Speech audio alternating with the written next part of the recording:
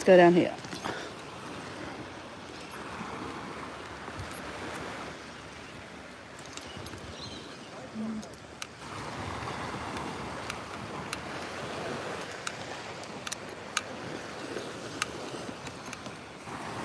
All right, tripod 1. How you going? Just trying to balance everything here. Tripod 2. Second camera, because I'm just that fancy. That is such a joke. We're putting you down. Please down. Second camera on, because we're just that special. We're extra. We're extra. All right. The sun has rose, guys, but that's okay. We can still do jumping for joy. Just because it's risen. If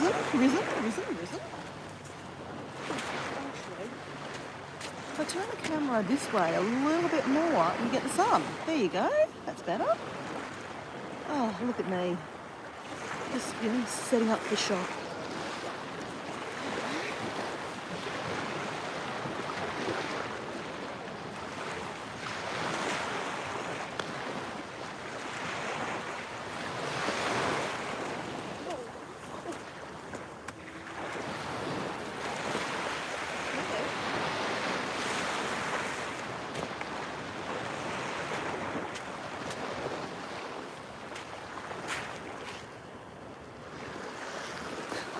I nearly got wet then. Well, welcome to my Sunday. Crap, it's a nice day. It's beautiful. This is Sunday. Where are we? We are in the Redcliffe Peninsula, seaside village, southeast Queensland, 30 minutes from Brisbane. Beautiful little town. City. It's a city. About 30,000 people live here. Probably more now. Got someone swimming over here. It's spring here, guys. We've got people swimming. Oh, we've got the surf lifesavers. They're up and about out there, down there too. We're going to walk down there, actually. We have fishermen. We have seagulls. We've got kids running around the beach. Lots more swimmers, actually. There actually might be some kind of swimming thing happening today, I think. There's some kayaks out there. Welcome to the chat, guys. I'm Dora. I'm your host this morning. God, I sound so professional. So you just saw me do a jumping for joy. It is quite warm here this morning. It is 7:37 a.m. on Sunday morning. Yes, it's Sunday morning here, guys. If you're in the Northern Hemisphere watching this, yes, it is the future. Future is bright. We need to wear a hat. I am shaking this up. I am drinking some green powder in some water because if you read the title of my video, which you probably wouldn't have, because I wouldn't have either, I'm on day 41 of 75 hard. Which means we have to do a 45-minute exercise outside, which we are outside. We're going to go We're going to do some walking along this beautiful beach. And I tell you, she's gorgeous. She's gorgeous. Look at that. I love the sun has well and truly risen. It rose about 2 hours ago. It's Sunday, so you got to, it's a day of rest. You got to, rest, lie in a bit. And another thing with 75 hard is you need to drink a gallon of water. There's many things you need to do with 75 hard. A gallon of water, which is 3.7 litres of water. So that's half a litre in there. I don't know what it is in gallons, guys. You don't see anyone anywhere. There's heaps of people everywhere. Plus, it would be rude of me to film people, right? This is my YouTube video. Other people didn't sign up to be part of my YouTube video, so I don't kind of film other people. So you probably won't catch too many people in my videos, just saying. Mal. Hi, Emilia, Emerson. I don't see anyone here. Okay, well, that's fine. Michelle tapping. Hi, how you going? Burn. Love and support from Ginanman and Dingo Warriors. Thank you so much. God bless. Okay, thank you very much. God bless too. Hi Marco, how you going? Mile's got too much sun, the future desolation island. Okay, thank you very much. Are you from the US? No, I'm from Australia. Can you my accent? G'day mate. Does that give it away? This is southeast Queensland in Australia. So I'm in Queensland. It is 7:39 a.m. on Sunday morning. So we are in the southern hemisphere. If you are in the US, you are in the northern hemisphere, right? So the opposite, complete opposite time zones, weather patterns. Yeah, you guys are going to autumn, we're going to spring. It's going to be warm as balls today. It is going to be, like you can see the swimmers behind me, if you can't see that.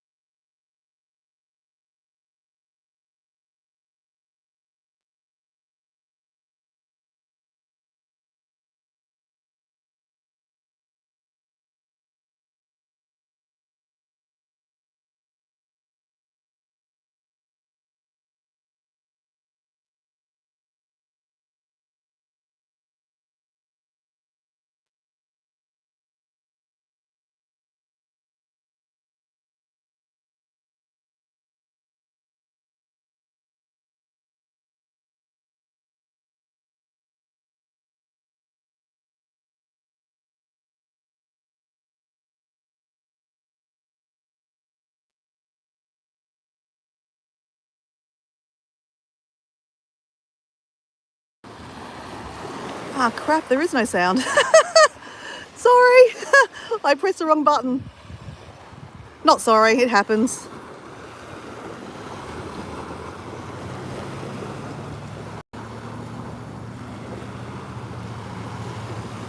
Hey Kathleen, how are you?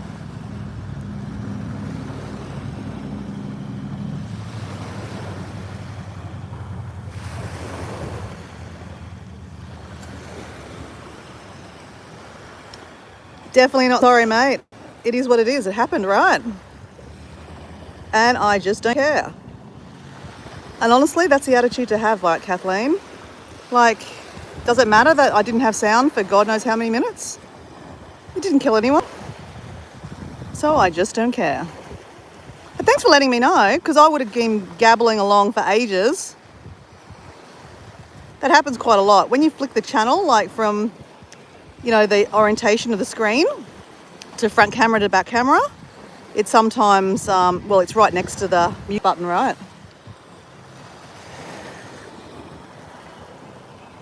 So how are you this morning, Kathleen? I need to drink the rest of this drink before I can move on. So what time is it for you? You are like, oh my gosh, you're like 14 hours behind. So Kathleen's place is in Saskatchewan, the state of Saskatchewan. I just love saying that, Saskatchewan. But yeah, Kathleen is in Canada. And I just like to say the state that she lived from. Mike has frozen before. Yeah, exactly. Big deal, who cares? Oh, man. Kathleen, day 41, mate. Day 41. Crap. Day 41 of 75 hard. Wowzers. I've already taken a progress photo of myself. That's one of the things you need to do for 75 hard every day. Must take a progress photo of the body. That's all I've done. I haven't read a book yet. I've got the book with me. I read the book in the car after my walk. I have a cup of tea in the car. So when I come back from my walk, I am going to tick off that I've done my 45-minute walk outside. And then I'm going to sit in the car and I'm going to read my book. And I can't wait with my cup of tea. Hey, Debbie Sue, how you going? Hola, ¿cómo estás? I don't know why I said that. But just before, we had someone in the chat from Italy. And I think I might have had the channel, the actual... Hi, Nicholas. I think I had the mute button on the whole time. Kathleen's just like, hey, is there no sound? I'm like, oh yeah, there is no sound. But I was trying to say this guy. I was like, oh, you're from Italy. So I was like, buongiorno. So I was like, talking with no sound. It was hilarious. I think it's funny. And then I was trying to remember. I was like, oh, I don't speak much Italian because I really haven't spent much time in Italy, but I do speak a bit of Espanol. And again, I'm saying this probably muted, so it would have sounded so much funnier. And then I was like, oh, buongiorno. And then I'm like, well, Latin is very similar. You know, Latin, like French, Italian, Spanish, you know, they're all Latin based, right? So some of the words are very similar. So I'm like, how do I say hello, how are you? I'm like, in Spanish. And I'm like, Kathleen, you need to speak Spanish to me more often in your messages to me. Just saying, Kathleen, you have, you know, because you speak fluent Spanish because your husband is Mexican. And Dora is crap. If I'm not actually practicing it, like I mean with any language or anything, if you don't practice it, you'll lose it, right? And I haven't lived in Mexico for 11 years. So my Espanol is crap-a-load. Okay, hey Paul, how you going? So, and we've got Malumonti, how are you? So yeah, my Spanish is crap, just like my Indonesian, Paul. So Paul, he's been to Indonesia, well he's been to Bali 20 times. I reckon you've been to Indonesia way more than I've even been into Indonesia. I'm half Indonesian. So I reckon that your Bahasa is way better than my Bahasa. You can even spell it, because like even in the chat you say, you know, apa kabar, selamat pagi, which is, you know, hello, how are you? I can't even spell that. So, you know, is Dora just stupid? No, don't speak badly about yourself, Dora. Dora is just, she knows other stuff. I don't know what that stuff is, but I know other stuff. But it's like anything. If you don't practice, you don't get it. So I was trying to say, bonjour, how are you? But I was trying to say that in Spanish. And then I was like, what the hell is hello and how are you in Espanol? And I'm like, that is the easiest thing to say. And my brain is just not remembering it. So hola, ¿cómo estás? Which is, you know, I should know that, right? So buongiorno, ¿cómo estás? Very fucking fucked up. Italian and then Espanol and then like me swearing in English. So how are we all today, guys? Thanks for joining me on my Sunday morning at 7:43 a.m. Up in my head. We are in, we are in southeast Queensland, but you guys know this. We're in Brisbane, well, 30 minutes from Brisbane. So if you are in Brisbane today, 30-minute drive will get you to this location, which is the peninsula of Redcliffe. It is a peninsula. We have Mr. Pelican over here. He's pretty cool. Dora sidetracked. I need to drink this. Then we need to go for our walk, guys. So if you want to stick around, stick around. But if you've got better things to do, I'd go do them. Just saying, because what a day this is. Like, what a day. It's beautiful. I love YouTube. I love that you're watching me. But if you have something better to do, go do it. Just saying, because, you know, I'm going to walk here and talk to myself even if you weren't here. I mean, it's special that you are here. I'm not taking that away. I love Kathleen. I love Paul. I love Debbie, my new friend. And if someone else is there, I can't really see at the moment. But, you know, I love that you're spending this time with me. But, you know, time is precious, right? And, like, I think that's what we have to think about. Like, you know, I'm unapologetically myself. And I kind of say to you guys that right now, I'm doing me. And the best version of me is to give myself that time. And that time is not scrolling on the phone. Though in saying that, I did catch Kathleen on a live yesterday. I did catch up with Paul's videos. I did see the the sunset in Bali that Paul posted a week ago. He didn't even tell me through the week that he posted a video, and I didn't go see it. But, you know, is that bad of me? I'm not going to beat myself up about it. Like, you know, he knows I'm busy being busy, and I caught up with it yesterday, and it was beautiful. So thank you, Paul. Just a reminder that I need to book a flight to go to Bali to see that sunset and have a bintang with my mate Paul. And who else did I catch up with yesterday? Mike Adventure Sparks, caught up with him. And it was funny, actually. I mean, I was on the live with Kathleen, and I'm in the chat, and there's Debbie Sue. So I'm saying, hey, Debbie Sue. And like, it's interesting being on the other side, right? I'm mostly on the live, right? And you guys are mostly, you know, in the chat. And isn't it nice to sometimes be on the other side? And I was just thinking for a second, am I on mute? Because that's happened this morning already. Paul's like, oh, for fuck's sake, Dora. Yes, so Kathleen had to say, is there no sound? So I just had to look, I'm like, I'm on a rant. And am I on mute? No, I'm not on mute. But like, it was nice to be on Kathleen's chat live and, you know, have it, you know, hear her talking about her stuff and, you know, her life. And now my days are blurring into another. I was on a live with Kathleen. She was talking with, who were you talking with, Kathleen? And Gina, wasn't it? Yeah, you were talking to Gina. That was the day before last. My days are merging into one. But yeah, her husband jumped on, Raoul. So it was really nice to see Raoul. But that wasn't yesterday. That was the day before yesterday. But anyway, it was just nice to be in a chat. And then there was Mike in the chat. So it was like the reverse, right? I'm watching other people and I get to enjoy the chat. So I get it. So guys, I know why you guys love being in the chat, because you like to chat with each other, and it's great. And you know, the interacting with me is just, you know, a bonus, right? A bonus. And if you see a pelican, bonus. No, I'm not taking that away from myself. You love me and you love to have a chat with me, but you also like to have a chat with each other, and I love that. And I know you're here for the beach. And what we might see, right? God knows what we'll see today. So guys, I'm doing a live tonight, which might not be your tonight, it might be tomorrow morning for you guys, but I'm on a live with Jazz Nomad TV. So I can't wait. That is 9 o'clock my time. So 9 p.m.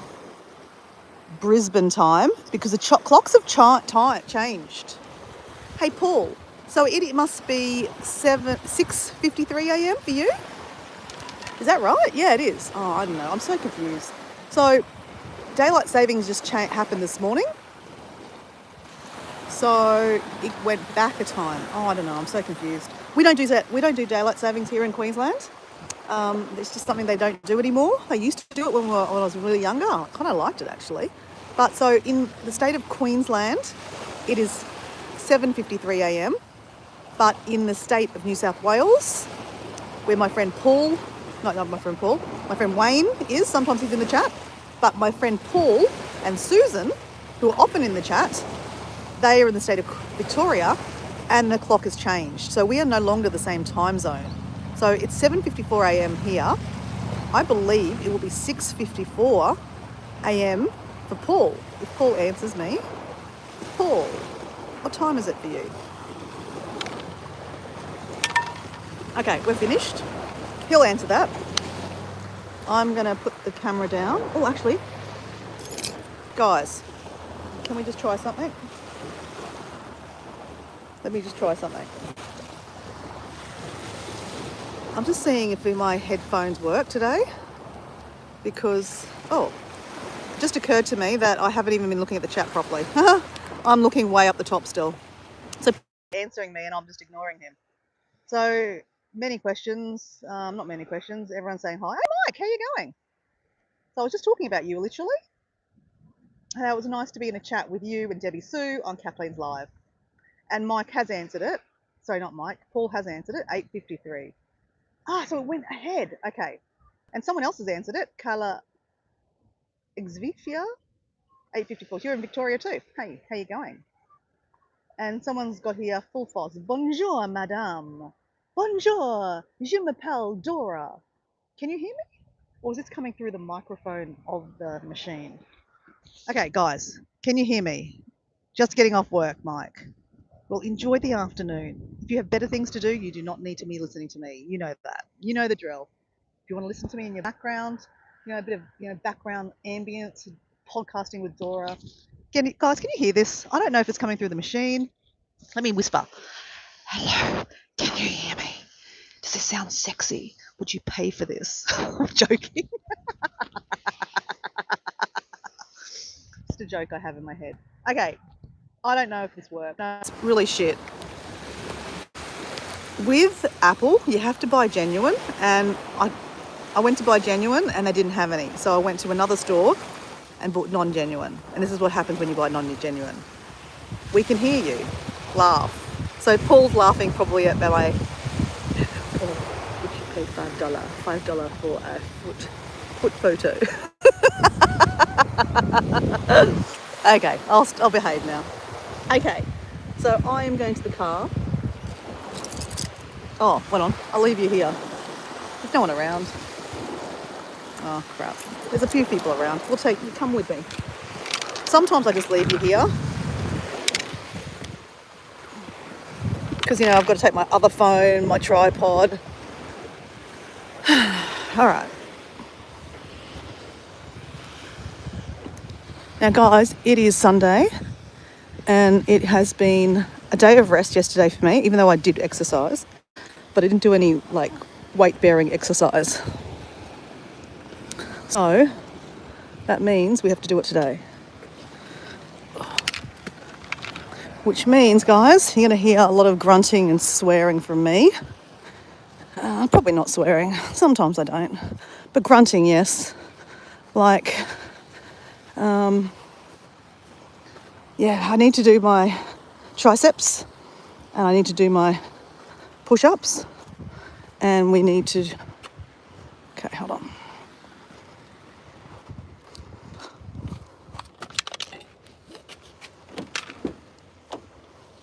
So guys, I was just telling Kathleen, when I come back from my walk, I was wondering what happened to that. Is that even charged, Paul? Paul's going to go, probably not, because it's sitting in your car. Oh, what do you know, Paul? A flat battery charger. Paul wouldn't expect anything different, right? All right, we need the water. We need to take that back. So when I come back, guys, I am going to read my book. This is the book I'm reading at the moment. Beyond Illusions, The Magic of Positive Perception. I'm absolutely loving this book. It's only a thin book. So this is, I'm cheating to get way. I'm reading my next book. That's my next book. My first book I read, Switching on Your Brain. Amazing, amazing book by Caroline Leaf. And then the next book I just finished was The Power of Now by Earl Hart Tolle. Amazing, amazing book, amazing book. So when I come back, I have a hot tea in here. Guys, do you like this? Kathleen, Debbie Sue, do you love that? I love the colours. My colours, I love aqua. The cow one is a bit weird, but it's still nice. Do you like that, guys? A bit tribal. And I've got a hot cup of tea in there. Probably going to be too hot. I bought an extra cup to put it in. And I'm going to sit here and read my book when I come back. I've got my glasses to make myself look smarter. All right.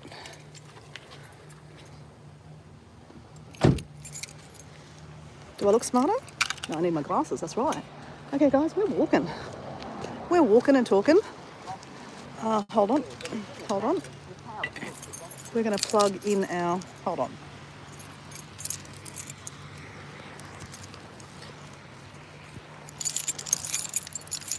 Okay.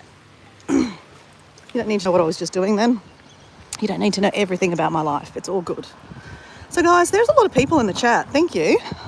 It's really random. All of a sudden, I'm getting a whole lot of random people. I mean, random's not a bad thing, guys. When I say random, don't think I'm being disrespectful. It's just that, yeah, random. Like, I don't normally get that many people to my chat. I'm going to be honest. It's a little bit overwhelming to get 22 people looking at my live. I'm looking at that, guys. Okay. So, we're going to walk. But because we have to do this, guys, and I know it's a bit kind of intimidating, guys, because there's a few people on the chat now. We're going to take these out, and we have to do something. We actually have to do some strength bearing exercises because we're doing 75 hard, and we've got to challenge ourselves, right? So, would you rather see me do this? I mean, look, again, I'm going to set this up.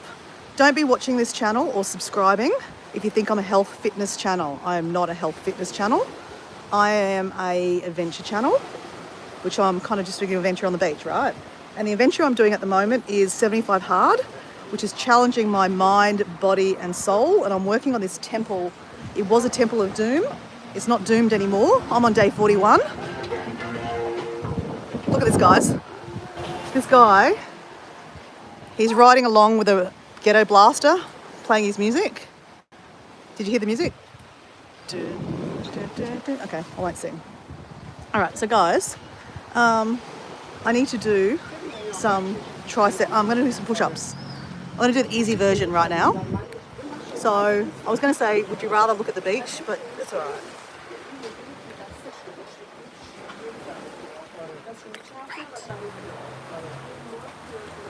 Don't critique me. I'm not very good at this.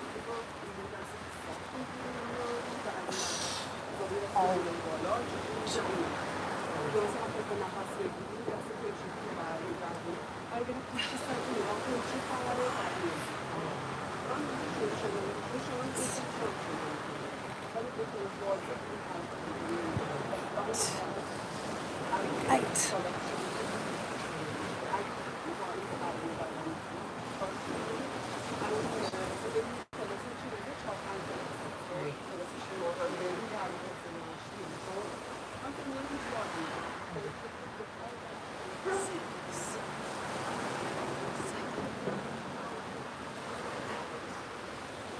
That's what I forgot to say. Don't be watching me thinking you need to do this. You don't need to do anything. And you especially don't need to be watching what I do and doing what I do because I'm doing me. I'm just sharing my experiences. As I said, I'm not anything. I'm just sharing my experiences. Hey, LGG. Oh my God, why is there so many people here? This is kind of intimidating, guys. Wow. Thank you for being here. Welcome, I'm Dora. I am not a health channel and I'm not a fitness channel. So don't subscribe. But I am doing 75 hard, which is, oh, hey, poet. Sandra, I was just literally watching you on Doran's channel. Doran was interviewing you. I don't know if you heard me say hello. Hey, Susan. Why? The source. It's the source. That's why. He's brought everyone over here. So guys, the source is Doran. Poetics Tears is Sandra. They were just doing a live together. And I was in their live having a chat on my way down here, actually. And yeah, they were interviewing each other. Well, Doran was interviewing Sandra, and they were talking about their YouTube channels and their experiences. And obviously Doran, like Doran does, said, hey, Dora's on the live, and everyone's come over here. So hello, you've kind of got me on a moment. We are beach walking. This is Southeast Queensland, guys. We're in Australia, guys. Let me just do a show and tell. Quick show and tell, because I have to do some more push-ups. So yeah, Sunday here, guys. It is 8:04 a.m. 8:04 a.m. on Sunday morning, guys, and it is beautiful. There we have some Australian seagulls. They look very similar to American seagulls and UK seagulls. They're the same. They might have even been in the UK once upon a time. And then we have people running on the beach, riding, walking their dogs. It's Sunday, guys. Sunday's a beautiful day to just chill and relax, right? So guys, Dora is doing 75 hard, which means I have to do 45 minutes exercise twice a day. One has to be outside. So we're outside exercising. And a lot of people that, if they know me, they know that I like walking on the beach, jumping for joy. Done that already. Sometimes there's a sneaky dance. But I'm challenging myself at the moment to do more strength training. Oh, look, I got that. Okay, let me get that. I have green powder stuck on my lips.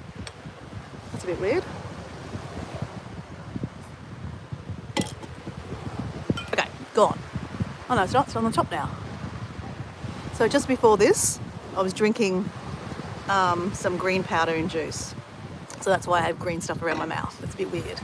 So anyway, enough of that. We're going to go walk in a second. I just need to do one more set, guys. So just don't critique me, don't subscribe because you think I'm a fitness channel. I'm not a fitness channel.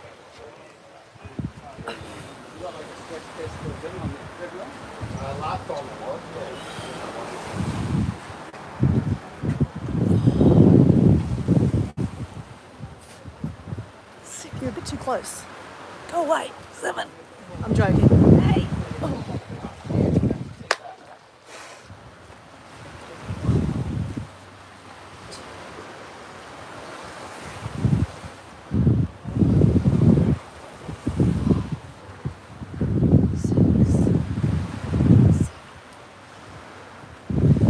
Okay. I'm not very sweaty, guys, but that's okay. Let's go walking. Hat on because it's warm. Quack, quack. Ducks.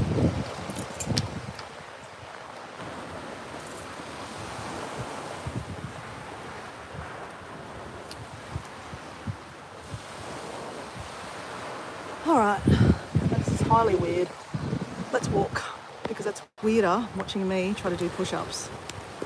Okay, can you hear me? I think you can hear me. See you, Paul. Enjoy your walk. Guys, that was Paul D. Australia. He is based in Victoria, in the state of Victoria, in Australia.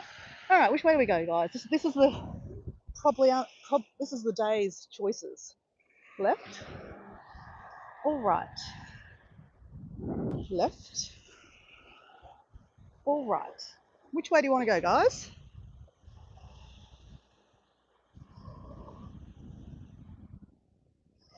Left or right, guys?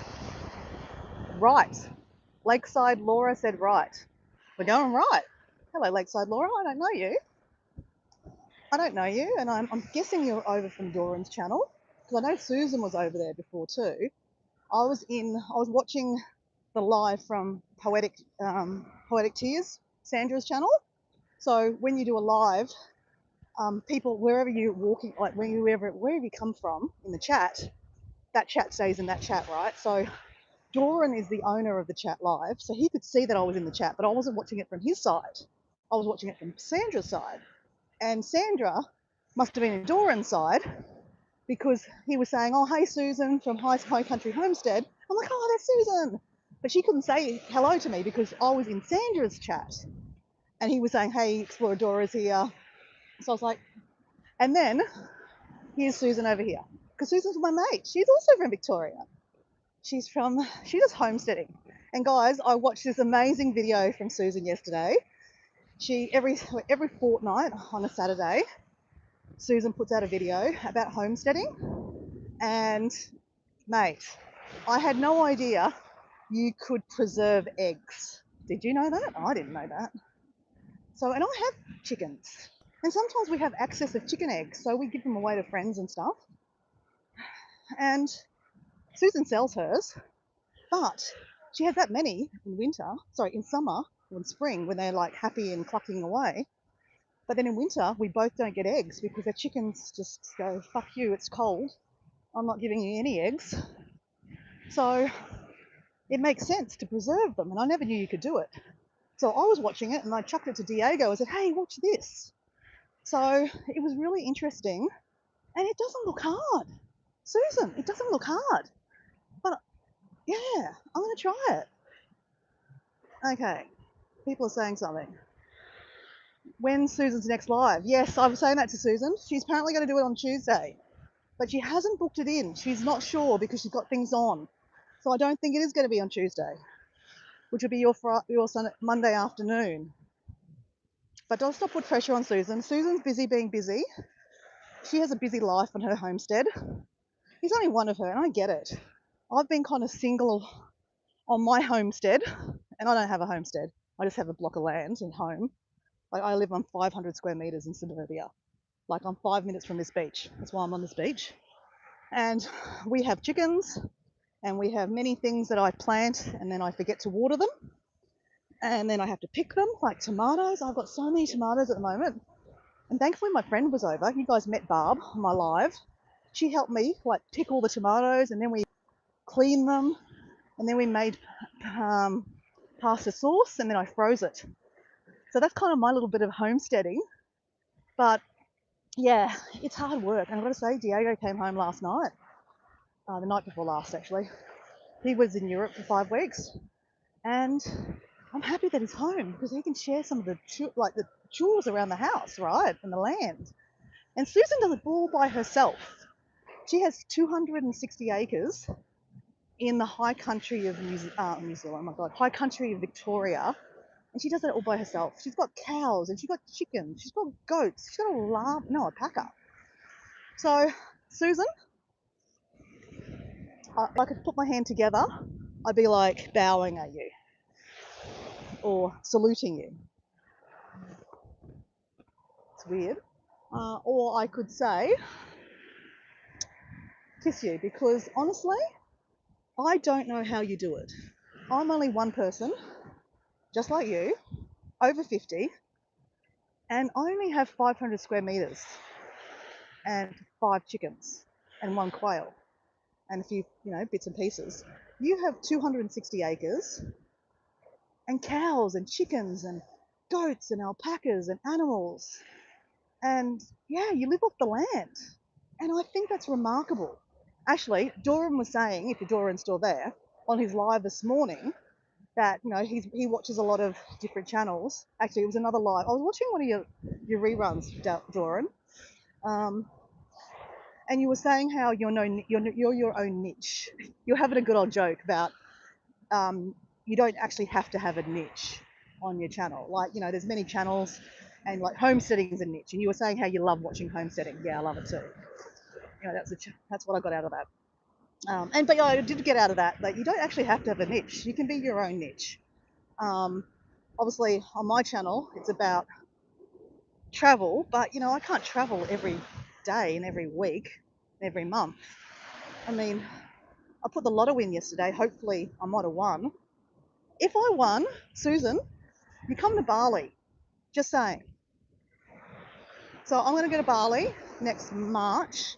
Paul is going to Bali, and he's just left the chat already. Paul D Australia. But I just invited myself to Paul's holiday. And then I invited Jazz and Nicola's recipe to the holiday too. He knows them too, so he's okay with it. But yeah. So hey, I need to check my lotto numbers. Could be a thing. Okay, I'm behind in the chat. Hi, simple family life. You don't need a niche. Yeah, you don't need a niche. Yeah, like I was saying, even though my channel's about travel, right, and I want to get to 80 countries, so that's, well, I've got a few people here, and I know a lot of them left, so that's okay. So my channel's is Exploradora 80. Explorer, it's spelled weird because it's like in Spanish, Espanol, because I used to live in I used to live in Mexico. I can't speak Spanish very well, but I try. So Explorer is Explorer.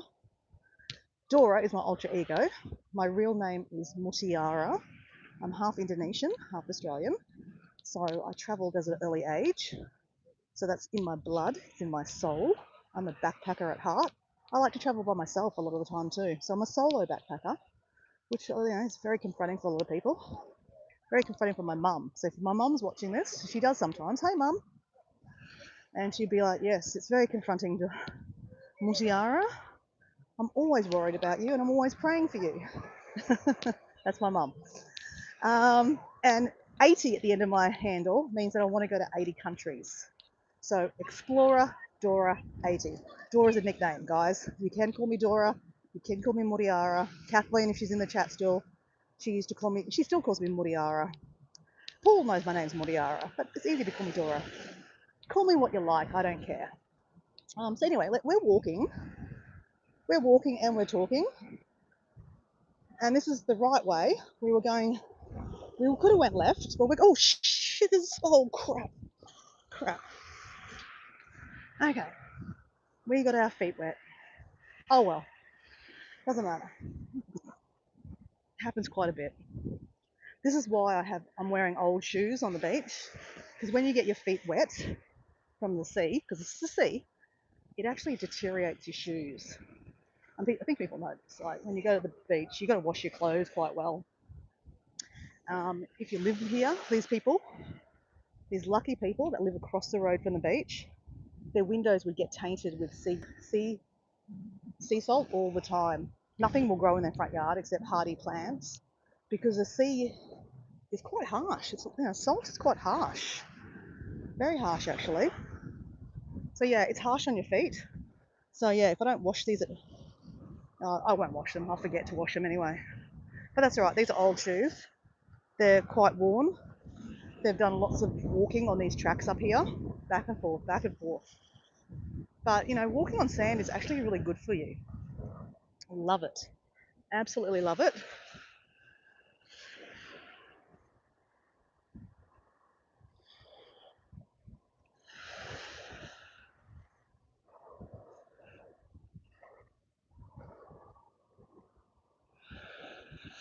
Susan's got here. Woohoo! Haven't been on holidays in decades. That's why, honestly, I want to be your fairy godmother. And if I have the means, I would make it happen, Susan. You know that, right? Because I think what you do is amazing, Susan. Honestly, I truly think. And I don't know, more people need to see your channel, which is High Country Homestead, because I think what you do is fabulous. I think, getting back to the roots of you pretty much do a barter system. Like when she needs wood because she lives solar inspired in her property, she doesn't have electricity, right? So she's thinking about how much electricity, how much usage of lights and power she's using, right? She just can't turn on the TV and all the time and have it running background like we do, which is eating up all our power and costing us a fortune. And then we bitch and complain about how big our electricity bills are, right? Well, when you live on your own, when you live on land with only power, like my mum does the same thing, right? She only has solar. You have to think about how much usage of power you use. So to warm a house, she's not turning on the hot water, the heater, because the heaters use a lot of power, right? Even though it's spring here in Queensland, where she lives in Victoria, it's still quite cold. So yeah, amazing to think that Australia's actually a big country. A lot of people don't realise that the state of the whole of Australia, the island of Australia, can fit in the whole middle of America. So your whole America with all your country, like your states, fits. We fit on top of America, and we fit on top of Europe too. So we're actually quite a small population of only 30 million people, where America has like 300 million or something like that. It's a crazy number. And I'm not saying we're a better country. This is not the conversation about that at all. No, I'm just trying to say that Australia is such a big country that it's so diverse from the top to the bottom. There's so different weather patterns too, just like the same as America, right? But when you haven't been to Australia, you actually don't know. And Australia is one of those places that's far, far, far away. So if you have the opportunity to come to Australia, come. It's amazing. It's honestly, truly amazing. We've got someone in the chat from Christina. Is that a Mexican flag? Woohoo! Mexico! So yeah, we'll say so it's colder down in Victoria than it is here. And Susan lives up on the mountain on the hilltop, so it's even colder. So she doesn't have the luxury of just turning on the heater to warm up. She has to actually have put logs in her like cooker thing. So good with English, aren't I? Her stove. That's how she heats up her water and heats up her house. And so she's got plenty of trees on her land, but she's a 50-something lady. She's not, well, she could probably do it. I mean, I'm sure she can, but she gets someone as a barter system to cut her trees down. Bloody good work, Susan. Get those guys working for you. But what they do in charge of payment is they take some of the wood. So they don't charge her. They take some of the wood they've cut down. They cut it up into pieces that Susan can use in her fire to warm up her house. So I don't think a lot of people realise that how we take for granted having electricity, that we just turn on the lights and leave them on all day and night, and turn on the heater when it's cold. Yeah, it's just something to think about. But anyway, that's why I think what Susan does is fantastic. And the only income she makes is selling eggs. So that's why we want to help our friend Susan from High Country Homestead be monetized, because it's another stream of income. And she needs to get paid for all the hours of, she puts so much work into her writing of her. She does a lot of publications for different, blogs about gardening and farming, online, paper form, newspapers. And she does have buy you a coffee or something like that. She does have that. So, you can make a donation to her, like a tip. And people do. But, wouldn't it be great if we can just watch some of her YouTube videos and give her watch hours, and then she can get paid for them? It's quite a simple thing that we can do, right? But anyway, so yeah, Susan will be monetized. Her channel is growing. She did her first live a couple of weeks ago, and she will come back and do another live soon. And it was really truly beautiful to see what was outside her porch. I mean, I talked to her on the phone quite a bit, and she talks and she describes where she lives, and I've watched some of her videos, but seeing it live is something completely different. Like, I could talk about where I am right now, but if you can see it in a live, it's so much better, right? I mean, I couldn't explain that as good as I can show you. But Susan is actually a really good writer, so she could probably explain this better than you could see it. No, I don't think so. I think you're a good writer, but I think that seeing something is much better than reading it. I don't know. That's kind of a hard thing to talk about, right? I don't know. What do you reckon, Susan? Oh, I was just speaking bullshit? I think I am now. So, guys, we have runners. There's a running club here. They're all in their same outfits.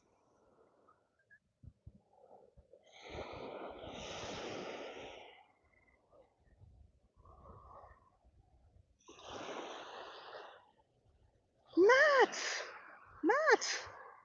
Matt! Oh, Matt Launton. Hello, Matt Launton. Matt would be saying, I can just hear him saying this right now. Okay, let me flip this around. Matt is saying in his head, Dora, this is amazing water. You should be skinny dipping. That's what you should be doing. Now, my friend Mike Adventure Sparks, is a little bit of a nudist. I'm going to tell you that, guys. You don't know that about Mike. But if you ever do a bit of a deep dive into his Instagram, you will get more than you ever looked for. Just saying. And you know what? Let's just talk about it. The naked body, the body in itself, it's kind of beautiful, really. And we put clothes on, and like, I have swum. I've done a skinny dippy before. I wouldn't do it here, guys. There's lots of people around, right? And Matt always like, oh, you should go skinny dipping there. So cool. But obviously there's lots of people around. Like, guy riding a bike. He'd fall off his bike if I went skinny dipping.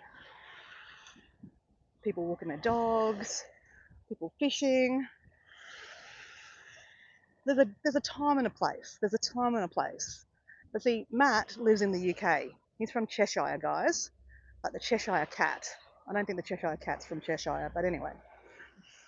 But yeah, Matt lives near a lot of lakes. Cold water lakes, should I say. Very cold. There'd be a bit of shrinkage, I'm sure.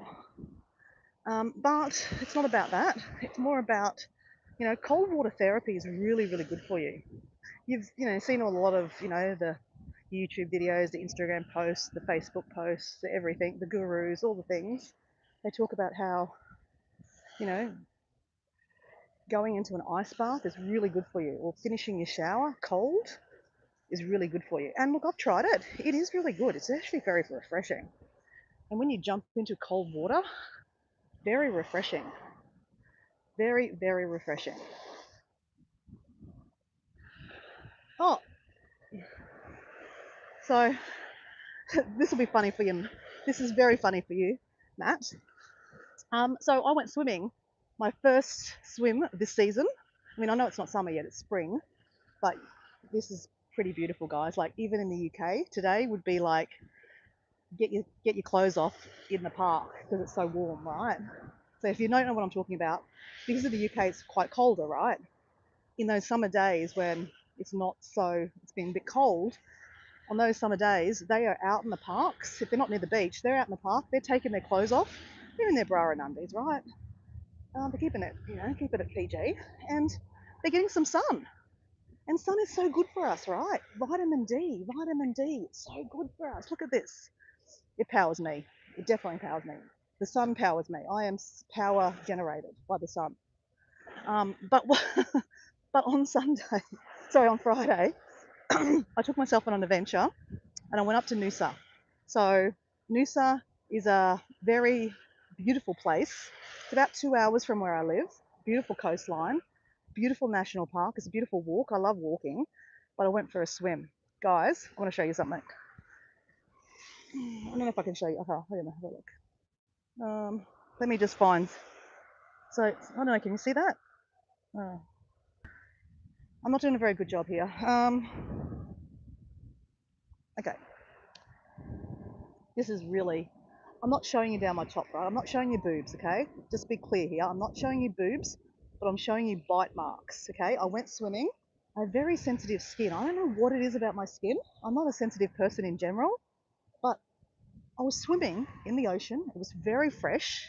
So yes, Matt, if there was no one around, I would have done a cheeky skinny dip. But there was millions of people around. This beach is packed. It's very touristy. It's school holidays, so let's add another element to it. Lots of people, and the water is like green, like not aqua green. It was like greeny blue. It's beautiful, beautiful. I'm swimming. It's fresh. I dive in. It's gorgeous, right? You know the feeling when you dive into cold water. It's like it's cold, but it's beautiful. It just refreshes you everything, right? It revitalizes you. So I'm swimming away, la la la la. Something bit me. Ouch. Okay. Oh, that's a bit itchy. But I stayed there because it's beautiful. And then I went for my walk, and it was beautiful. But anyway, the next morning, guess what? I have all these little bites over me, and I'm about to show you down my top. And I'm not showing you my boobs, guys. Okay, it's very inappropriate. But I'm just going to show you what I'm talking about. Oh, I don't know if I can show you. I think there's too much glare. Okay. See, look. That's not nipple, people. That's just the top of my chest, and it's bite marks. Can you see that? That's as much as you're going to see, guys. Or people. All right, water. But that's a little cluster of bites. I have that all over my body, literally. Over my back, all over my boobs, all over my back, on my bum. Oh, so I had to take an antihistamine. It's sea lice. Yeah, just sea lice.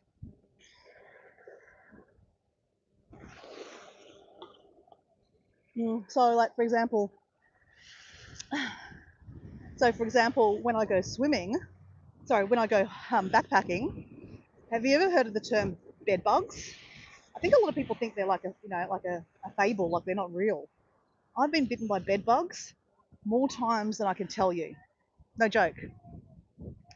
So bed bugs are like these little, that you can hardly see them. The only reason you can see them is you can see their blood. No joke, right? So when you go to a backpacker, so what I'm referring to, guys, okay, so Susan's got here. What? You tell me I'm a country girl. I've never heard of sea lice. Are you joking? Okay. Yeah, they're sea lice. Yeah, and even in the sand, there's like sand lice.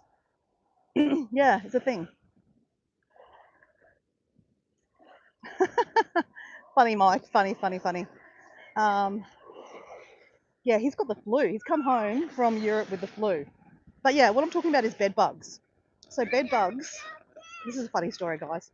So yeah, grab a cup of tea. Now I'm going to tell you a story that I end up looking like the Elephant Man. So do you know about the story about the Elephant Man? So actually, well, let's watch this, guys. So this is a boat ramp, and there's a car. I'm being very descriptive, guys. He's got a trailer. So Mike Adventure Sparks will love this. And we have a family with a boat. It's a nice boat, actually. Really nice boat.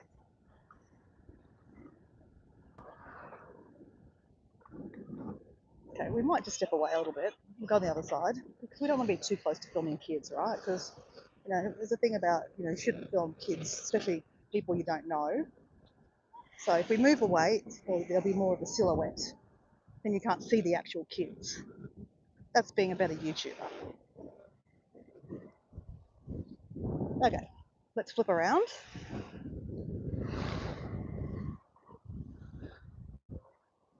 Oh, Susan, I have to win the lotto. Susan just said, I haven't seen the beach in over 30 years. Susan, that makes me want to cry. Well, I know Susan lives, on a farm and she lives quite a way distance from the beach. I get that.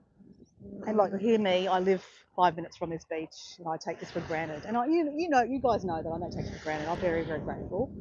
When I do my jumping for joy in the morning, you guys have noticed that I put my hands up in the air. What I'm actually doing is saying, thank you, Mother Universe. Okay, I'm sidetracked. Old mate is now pulling the boat around. So this, guys, we've got action here, guys. Action, action, action. And can I tell you, this is very stressful when you do this yourself. Mike, if Mike Adventure Sparks is still watching, he's just finished work. Um, he loves boating and fishing. He just got a free boat from from Facebook Marketplace, and he put on an electric motor and he went fishing on it. I watched one of his videos the other day, and he's literally fishing on his boat. And I tell you, that filled my heart with joy. That he loves fishing. He got a free boat from someone that didn't want it anymore. It's a pretty good quality one, and he just took off the sails like you do, and he put an electric motor on it, or like a battery motor on it.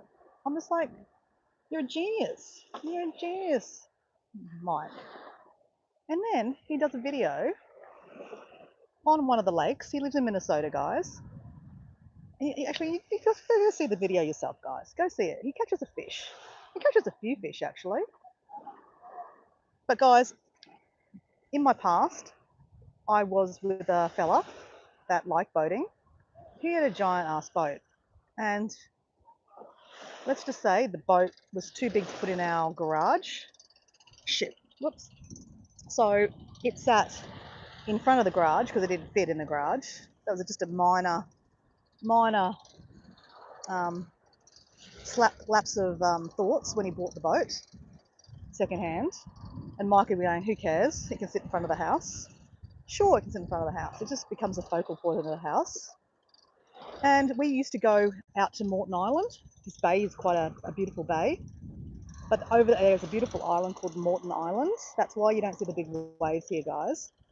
But can I just say, I fucking hate boating because it's stressful. Because if this weather changes and it gets really choppy, and it does get choppy through here a lot, especially in the afternoon, and you're caught in it, you're fucking screwed. Like, you can't see where you're going, and then you add weather, like rain and stuff, it is scary as. And the boyfriend I had, he wasn't very let's go with, he had a bit of anger issues.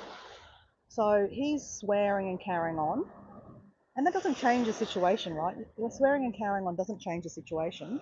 Good work, mate. Good work. And he would swear and he'd carry on, you know, talking about, oh my God, the rain, I can't see where I'm going. I mean, we had all the monitors, so you could kind of see where we're going, right? But like, there's a lot of rocks out there too, right? You guys saw, I mean, just recently, a guy was moored up here, and then his mooring slipped, and he got on stuck on the rocks, and then he ended up on the beach.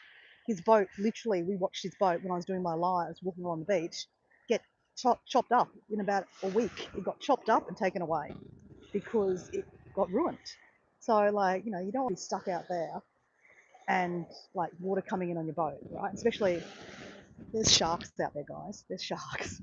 So it's pretty stressful. My partner at the time is swearing and carrying on. Um, I don't really know how to do much on the boat because, I don't have a boat license. All I can do is kind of, stand there and think and pray to the Lord that we don't hit rocks and that we make it back to shore. Oh, of course we made it back to shore, but it was very stressful. And like, yeah. So, I mean, I love boats. I just went on a whale boat a couple of weeks ago and it was amazing because I didn't have to actually sail the boat and I didn't have to do anything about it. I can just sit on the boat and watch. And there's life jackets and there's, life boats and stuff like that on it. But yeah, it's big business boating and it's dangerous. And yeah, you need to know what you're doing. And I think you need to be calm, right? You need to be calm. And yeah, I think that's a big key. When you're boating, you need to be calm because stressful things happen, right? And that doesn't help the situation when you get angry. But anyway, that is just a bit of trauma I have from my ex-boyfriend. Thanks for that trauma.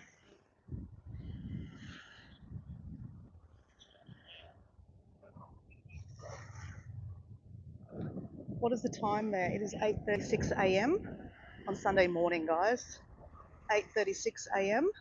Sunday morning. We're in 30 minutes from Brisbane in Australia.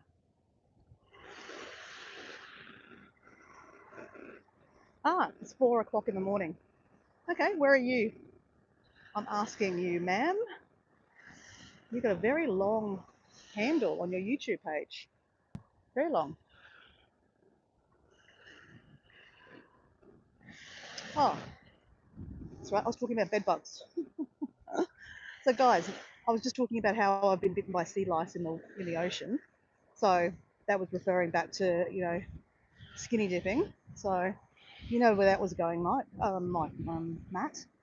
But anyway, we're talking now about bed bugs because I love travel and how I afford to travel and how I've afforded to travel to 62 countries now, and I'm on my way to seeing 80 countries.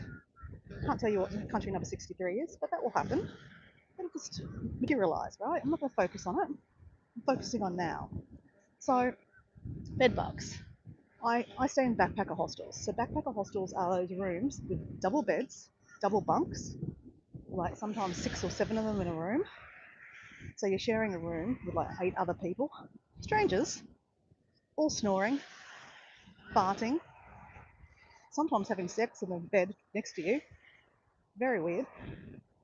Um, and yeah, so I'm not painting a very good picture, but it's cheap. It's cheaper than paying for a whole room, right? And personally for me, I don't spend a lot of time in a room. I'm literally there to sleep and get the hell out of there.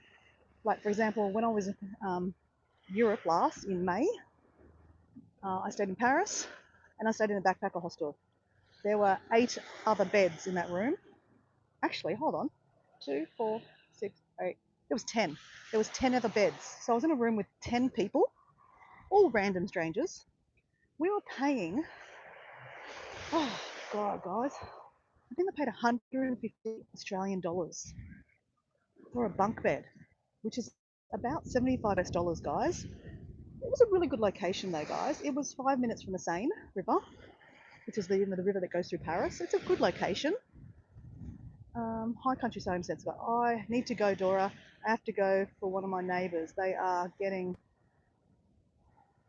rid of their chickens. Oh, good. So you're getting some more chickens. Get out there, girl. Get out there. See you, mate. See you, mate. So anyway, so I'm paying 75 US dollars to stay in a room with one bathroom and shower in it and 10 beds. But I'm in the middle of Paris. I'm 5 minutes away from the Seine. I'm right next to the metro. It's a great location. But yes, I don't care about the bed, right? I don't care. It's clean. But sometimes they're not clean. Just saying. This is how you get bed bugs, guys. When people sleep in beds that are used a lot, our skins have a lot, our skin have a lot of like, you know, skin coming off it and yeah, gross, right? And even though they're supposed to wash the sheets, they don't wash the sheets sometimes. It's really gross, guys. And so when you go to a backpacker hostel or a cheap hotel, this has happened to me in Malaysia, Indonesia, where I haven't even been staying in a backpacker hostel. I've just been staying in a cheap room, right? And like you pull up the mattress, you pull up the sheets and you look at the mattress and you can see little blood splatters, like little blood splatters. That means that there's bed bugs. So I'm gonna be honest with you, right? I get bitten that much by bed bugs that I take, the spray for mosquitoes. It's disgusting. It stinks and it's got a lot of chemicals in it. I take that with me on travels. I spray that over the bed. This doesn't help. It still deters it, but it helps. It's gross because then I sleep on the bed. I take the sheets off and I slap the bed and try to wake all the bed bugs off. Gross. Sometimes I've got no choices, guys. Like I'm tired. I've just lugged my backpack up 10, no, I mean being dramatic there. Up, 4 sets of stairs. I'm tired. I just want to go to sleep. And I pick up the mattress and I have a look, and there is some I can see some blood splatters. So I know I'm gonna get bitten by bed bugs. And sometimes I'm just like, crap. I have to go downstairs and tell them that I can see some bed bugs. Can I get another room? And sometimes I do that, guys. And then I go to another room and I do the same thing to the bed and I don't see any blood splatters, but guess what? I still get bitten. So it doesn't help me. All right, guys, we're going to play Russian roulette here. Ready? Let's go. Good, we did it. God, this is beautiful today, guys. Absolutely beautiful. Oh, you know what we're going to do, guys? Completely forgot. We need to do some more push-ups. So, let me finish the story, right? So, we're ascertaining that I stay in really gross places because I'm a cheap ass. But, hey, I've been to 62 countries. It's how I afford it, guys. I'm not proud of it. Actually, I am proud of it. I don't care. It didn't kill me. The bed bugs, it's annoying. And I'll tell you more about that story in a second. Okay? But bed bugs are a real thing. They are a real thing. All right, where are we going to put you? Actually, if we put you here, you can look at the ocean. There you go. Ocean.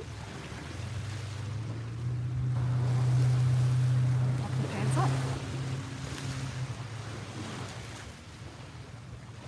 And we are going to sit. Oh, this is going to be harder, guys. Crap. Okay, this is going to... 1, 2, 3,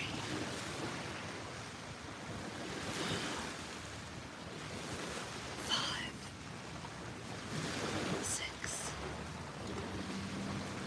7, 8. Yeah, that hurts. Okay, now we're going to do some triceps. Now, don't be watching thinking I am like a fitness guru. I am not a guru. I'm not a fitness guru or anything. I'm just doing me, trying to work these guns.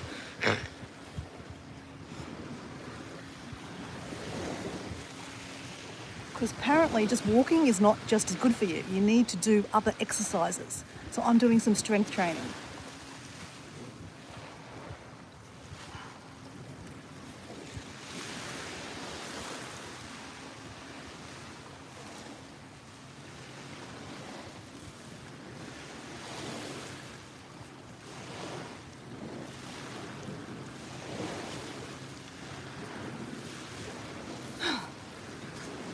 All right, heart rate getting up. That's what we want.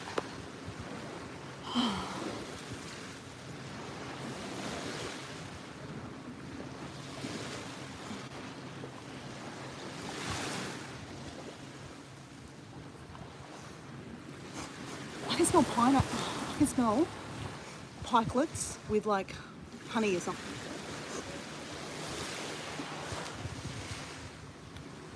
Oh, crap, I'm right.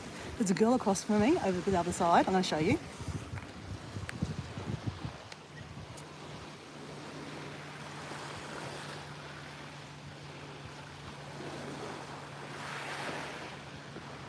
I thought, and she's reading a book. It's all in my mind. I thought she was eating, you know when you get to go to Macca's, dirty McDonald's, you know the pancakes, and then you can get the golden syrup to go on top? I can smell that. Someone is eating it around me, or I have that in my mind. I just looked over, and you know, my vision's not great sometimes, guys. I probably should wear glasses sometimes. I looked over, I thought she was eating pancakes, and that's what the smell I can smell. But she's reading a book. Okay, get back to the exercise, Laura. You're losing your brains.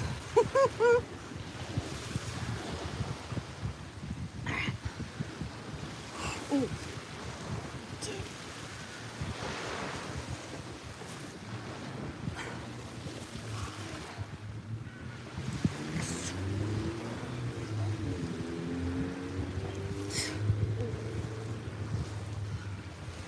They hurt.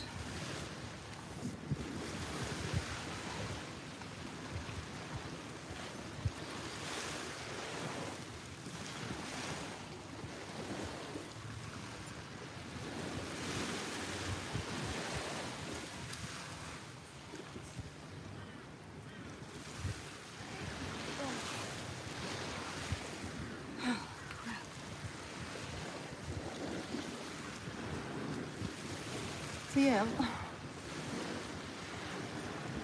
don't know if you can see, but I have got a bite there. There's a bite there. There's a bite there. I don't know. It's the sun. Can you see that? There's a bite there. It's like a pimple. Yeah, because I keep on scratching them. Anyway, so I took an antihistamine last night. I took 2 of them yesterday afternoon, and I went to bed at 8:30 because antihistamines make you tired and drowsy. I took 1 this morning.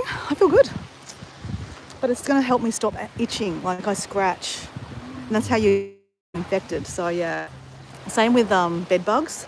They get infected when you scratch them. So I'll continue my story about bed bugs in a second, guys. I just need to keep on going. I need to do 1 more set, guys. 1 more set. You can hear my breath. That's my heart rate going up. That's what we want, guys. We want that.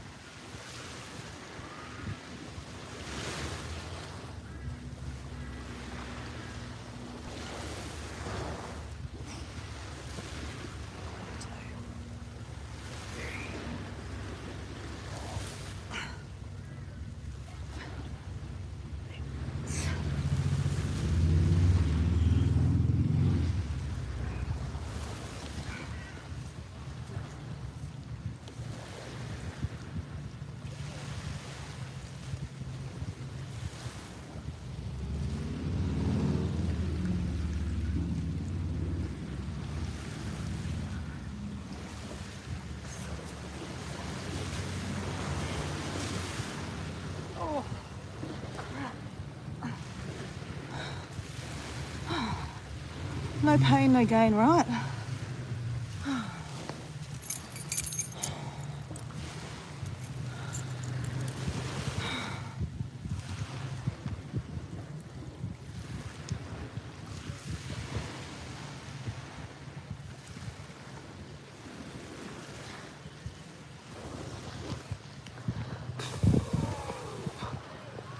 Simply family lifestyle. Chat, gotta go. Blessed day, everyone. Hey, thank you. I didn't actually get to know you. Sorry, I'm too busy, trying to do my exercise, which is the whole point of this walk. But thank you very much for being on the chat. If you do go to one of my videos, and put like a comment, just hello. That way I can go back and check out your channel at Simply Family Life. I'd love to do that. Thank you for being on my live. Thanks to Doran for sending you over this way. But guys, a lot of the time people have private subscribers. We're gonna go back this way, guys. They're private subscribers. So when you subscribe, I actually don't know you've subscribed. So if you don't actually go and put a comment on one of my videos, I never know that you even was, that you came to my video. Look, and with lives, you don't actually see the chat till 24 hours after the live. So, and I'm going to be honest, a good YouTuber would go back to your previous live and go see who was in the chat, and then go check out their chat. Those people, their channel. But yeah, maybe I'm just not a good YouTuber. I just forget, guys. Anyway, so guys, it is a beautiful day, and as you can see, my heart rate is up. That's what we want, guys. And then we're getting more productive with our walking because our heart rate is up. And I'm finding it harder to talk. I mean, I can still talk because I'll always find a way to talk, right? So we're talking about bed bugs and how my skin is very acceptable for being bitten by bed bugs. So I was once upon a time in Hungary, the country of Hungary, and I was in Budapest. Budapest is a really cool country. I mean, cool capital, actually. And I was staying at this backpacker hostel, and the owner was a guy from New York. So New Yorkers, Yankees, have a really distinct accent, right? And I speak English, I don't speak Hungarian. It was easy to talk to him, so right. So having a chat, nice guy, and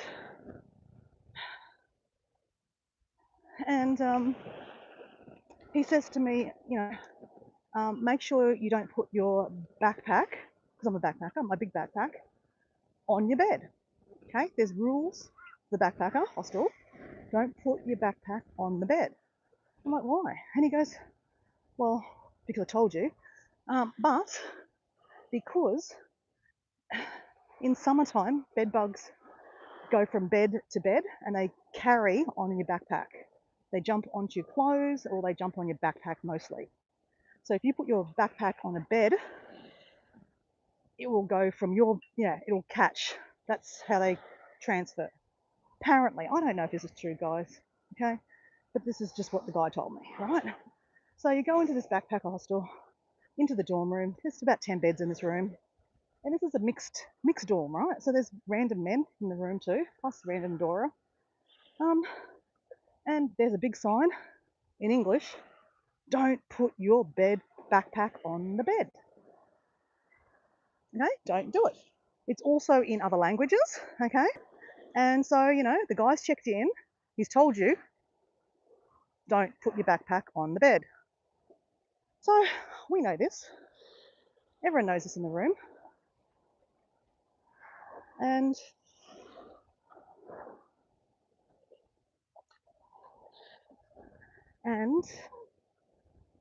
I go to bed. Okay? Wake up about 4 a.m. in the morning. Hey, Lavender. I wake up about 4 a.m. in the morning and I'm scratching away in my sleep. Now, let me add to the story.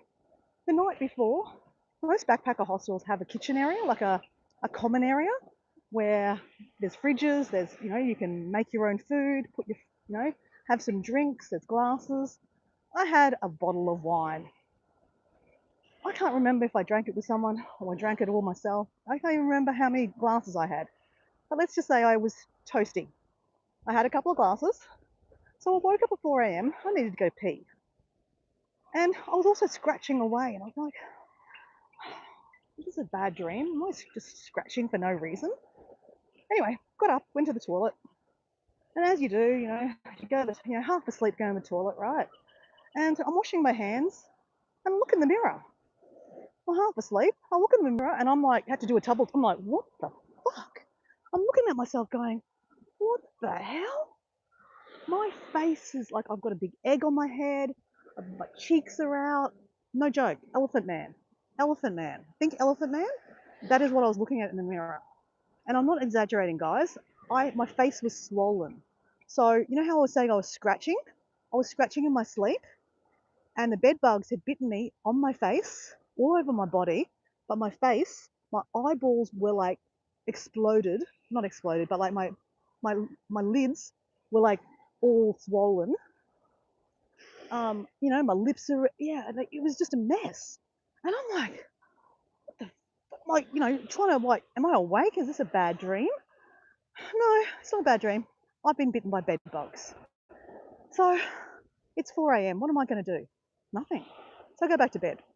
I'm also hungover, right? So I just go back to bed thinking, this is just a bad nightmare. Let me just go back to bed. So I wake up maybe about 7 o'clock in the morning, 8 o'clock in the morning. Everyone in the dorm room's still asleep. I wake up, I go to the toilet again. I walk past reception, and the Yankee Doodle guy, the New York owner, is sitting at the door. I mean, at his reception. And I look at him. He looks at me and goes, "What the fuck?" He jumps up and he goes, "Who the fuck did this to you? Like, what the fuck?" He thought I'd actually been bashed up. That's how bad it looked. He's like, "What the fuck? Who's done this to you?" Like trying to, like, you know, like, "Are you okay?" I'm like, no. I've been bitten by bed bugs. Now, you say bed bugs to someone that owns a hostel, they want to kill you, because bed bugs contaminate the whole room, right? If one person's got bitten, everyone else is going to get bitten. Technically, not really, but it means that your room is infested, right? And they have to like fumigate the room, which costs money, and they have to clean the room, and they've got people staying in the room booked again, right? So they, you know, it's a big deal. So he's like fucking irate. He's like, "Did you fucking put your backpack on the bed?" I'm like, "No, I didn't. I listened to you. You told me not to do it." So anyway, he grabs me. I mean, he didn't hurt me, but he grabs me. Well, he didn't really grab me, but he's like telling me to follow him into my room where, you know, there's 9 other people sleeping, 8 o'clock in the morning. He turns the lights on. He starts yelling and screaming in his New York accent. "The fuck up! Who the fuck put the fucking backpack on the bed? Look at this girl! Look at her face! She's getting bitten by bed bugs because some fucker put the backpack on the bed." Sorry, I'm swearing, but this is exactly what he said, right? It is a lot. I'm standing there like I'm shell shocked. It's 8 o'clock. I'm hungover. I'm looking like the Elephant Man. Everyone is staring at me.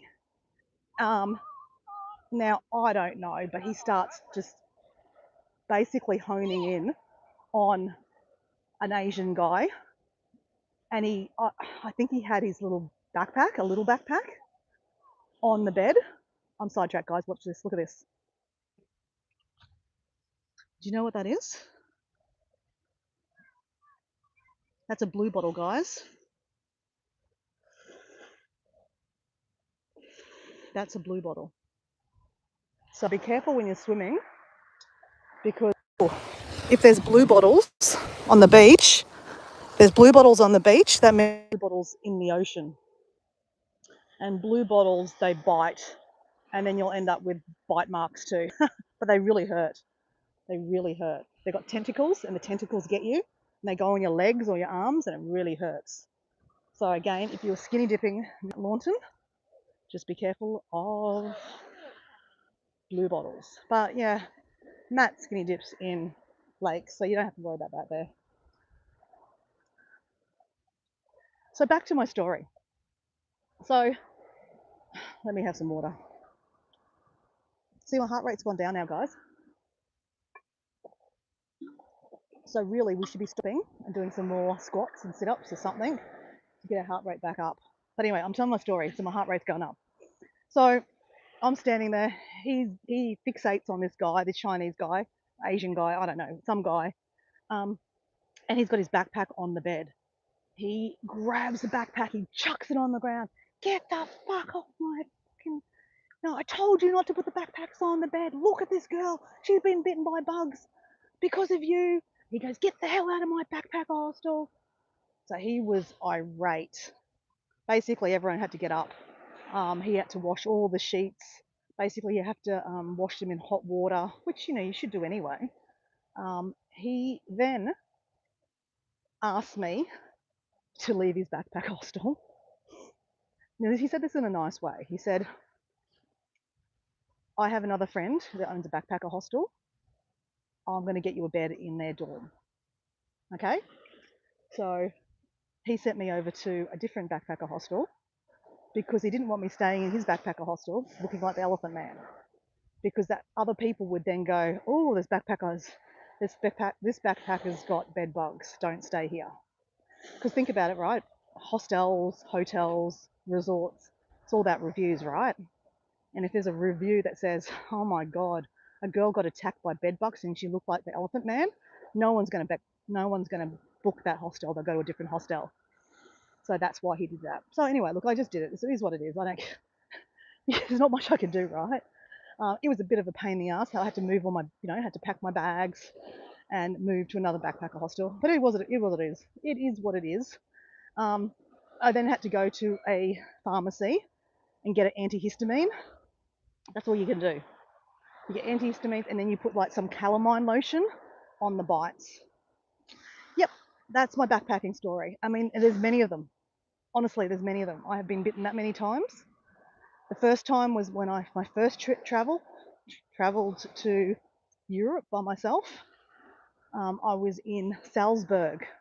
Now, Salzburg, you think, maybe in a third world country, maybe, a country that's not so, clean and, cleanliness. Maybe that's where you get backpackers. That's where you get bed bugs. No, I was in Salzburg. Salzburg is, renowned to be quite a, influential kind of wealthy kind of country. I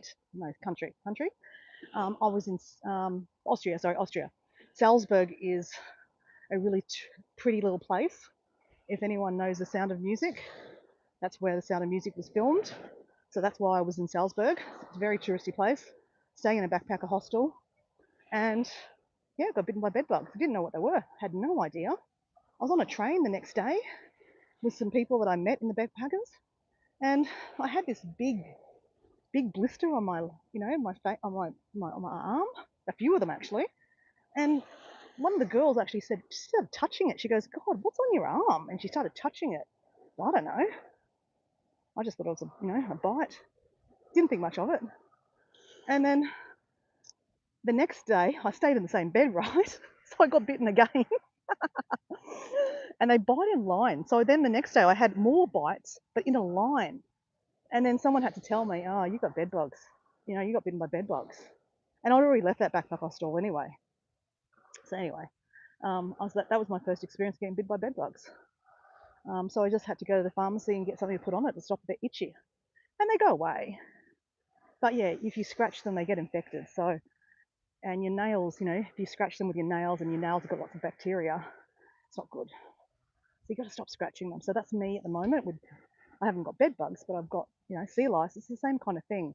I'm irritated. I'm scratching. They're red. Yeah. Stop scratching, Dora. So anyway, that's my funny story. Okay, so we have another little hut up here. So we're going to go do some more. What are we going to do? Push-ups, triceps, maybe some squats. Get our heart rate up.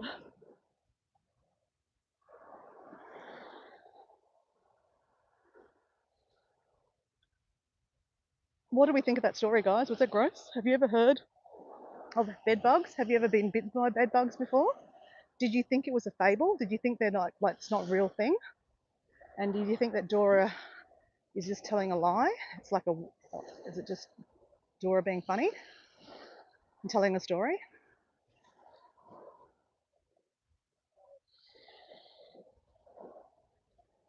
So guys, it's actually that warm. My phone is actually quite warm now.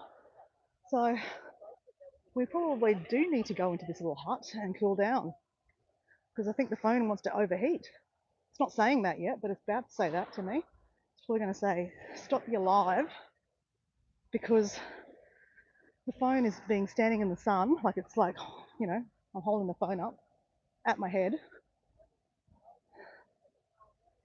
All right, let's go up here.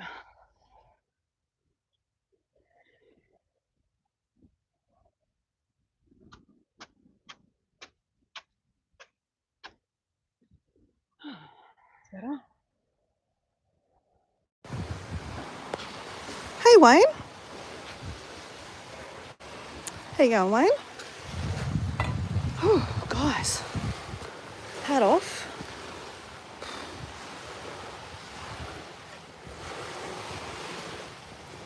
Oh, that's better. I've got sweat behind my hair. It's warm out here, guys. And the phone is going, thank you very much for going in the shade. Oh, gosh. It is a glorious day. Guys, it is 9 o'clock, 9:05 a.m. Southeast Queensland, a place called Brisbane. Well, actually, I'm 30 minutes away from Brisbane.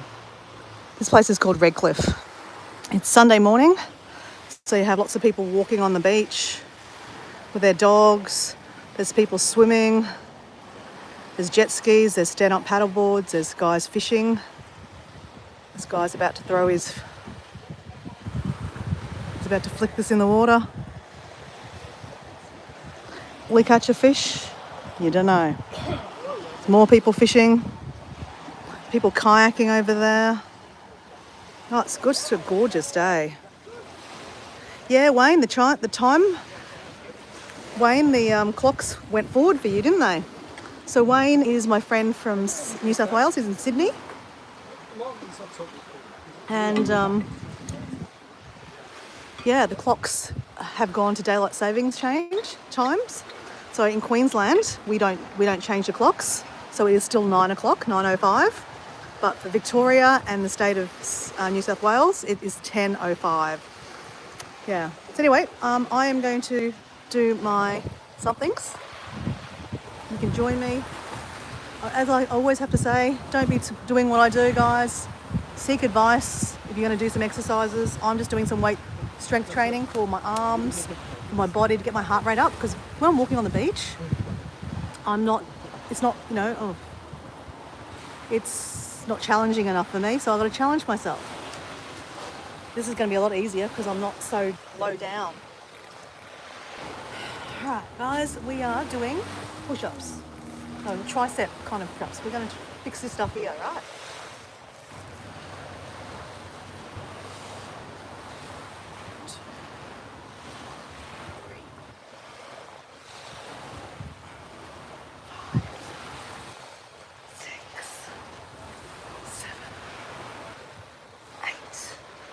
Eight. All right.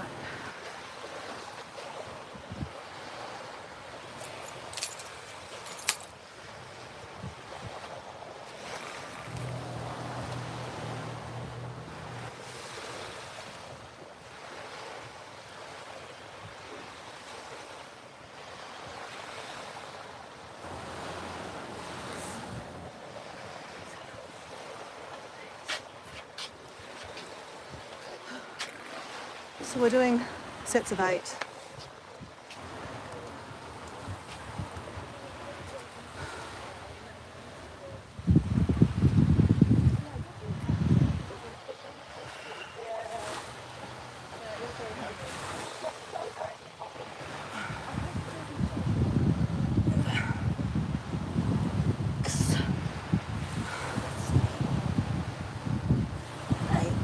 Okay, we've done 8.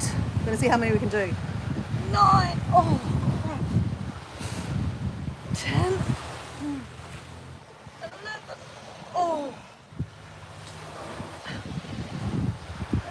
Oh.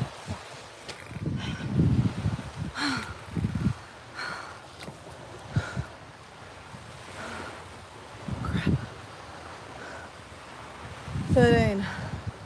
So at the end of my sets, I try to do as many as I can, and I did a few extra. Oh my god. I need some water, guys. I'm using that as a tripod, so I need the water.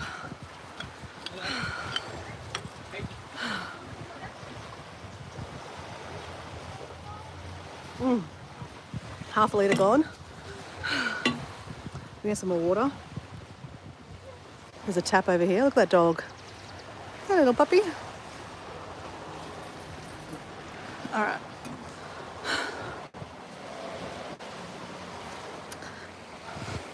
We need some more water. Crap. How are we going to do that? Okay. Okay, just stay there for a sec.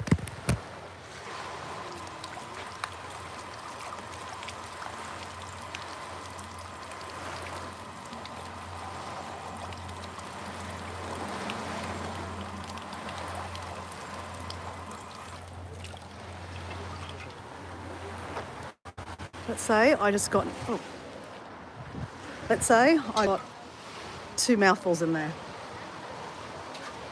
Better than no mouthfuls, right? Okay. Now we're going to do some triceps and we're going to finish with doing as many as we can. I'm actually getting better at triceps. I don't know. Who's there? Is that Mike? Love it. What are you loving?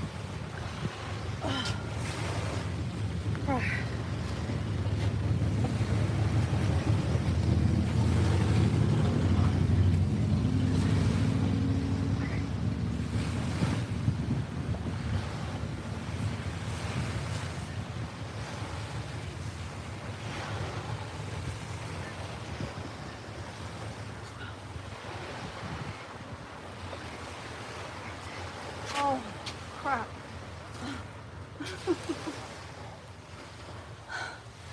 We did 15.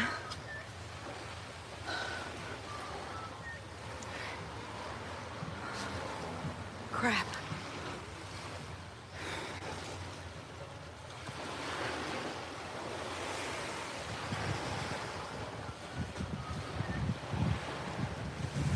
That hurt, guys. Heart rate up, guys. That's the whole idea, right?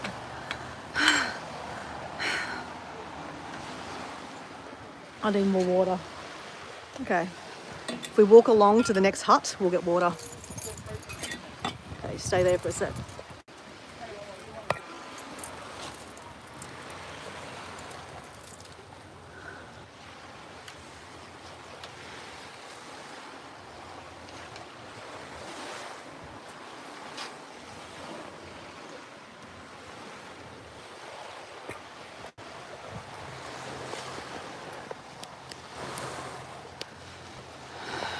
Hi. Thank you. Good job. Thank you. Go swimming. I can, I could. I've got my togs in the car. But right this minute, guys, we're heading to get some more water because I need water.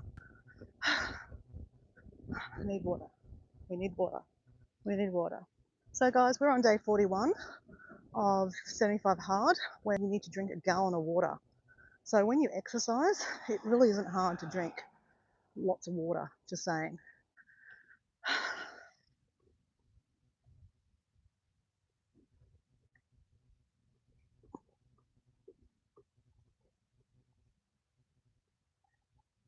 But what you didn't see the other just before. Whoever said to me go swimming is we saw a blue bottle on the beach, and I've just finished telling you how I've got itch bites all over my body from swimming on Friday at the beach. Not this beach, a different beach.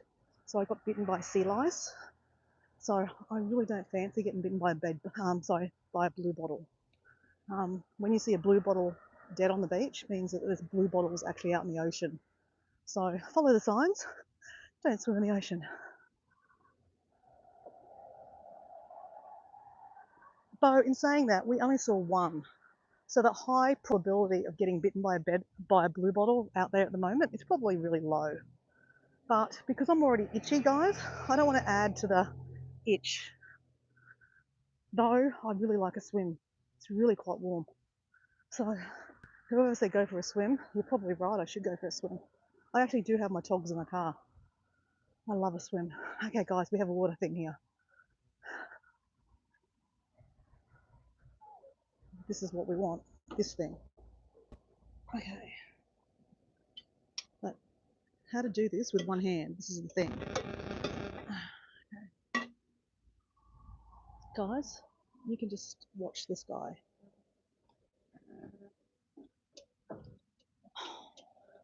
Crap, it doesn't even work. Oh, crap, it doesn't work.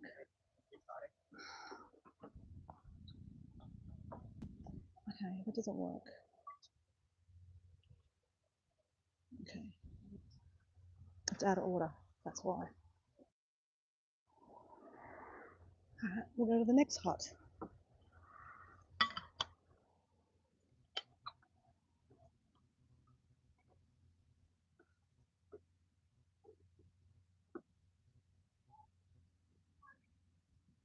I don't know who you are, but you're having a good old giggle about my 41 days sober. Oh, that's funny. Yeah, sadly, there's no way you can donate to me, guys. I'm not monetized. But I love the thought and I love the sarcasm.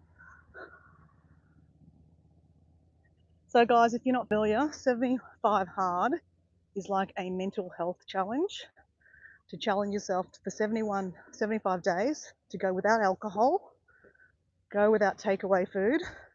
You need to follow some kind of health regime, up to you, whatever your diet you want to follow. You have to read 10 pages of a business selfie-help bookie every day, 10 pages. So no Kindle reading, no audio books, you need to read a book.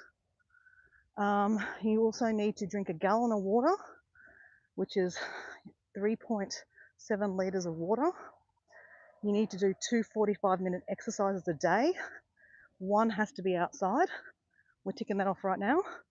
And you have to take a photo of your body, a progress photo. Okay, please get water out of the sky. Okay, we got it. All right, so we'll put you up again because I can't do this at the same time. Oops.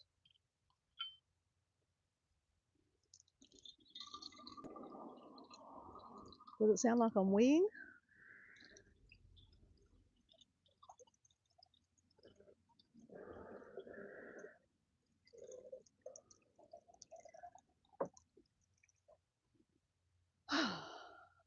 Crap.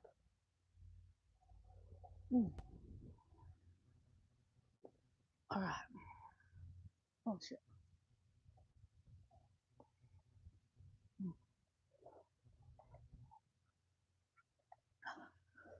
We're in another hut. And we're going to do some squats, guys.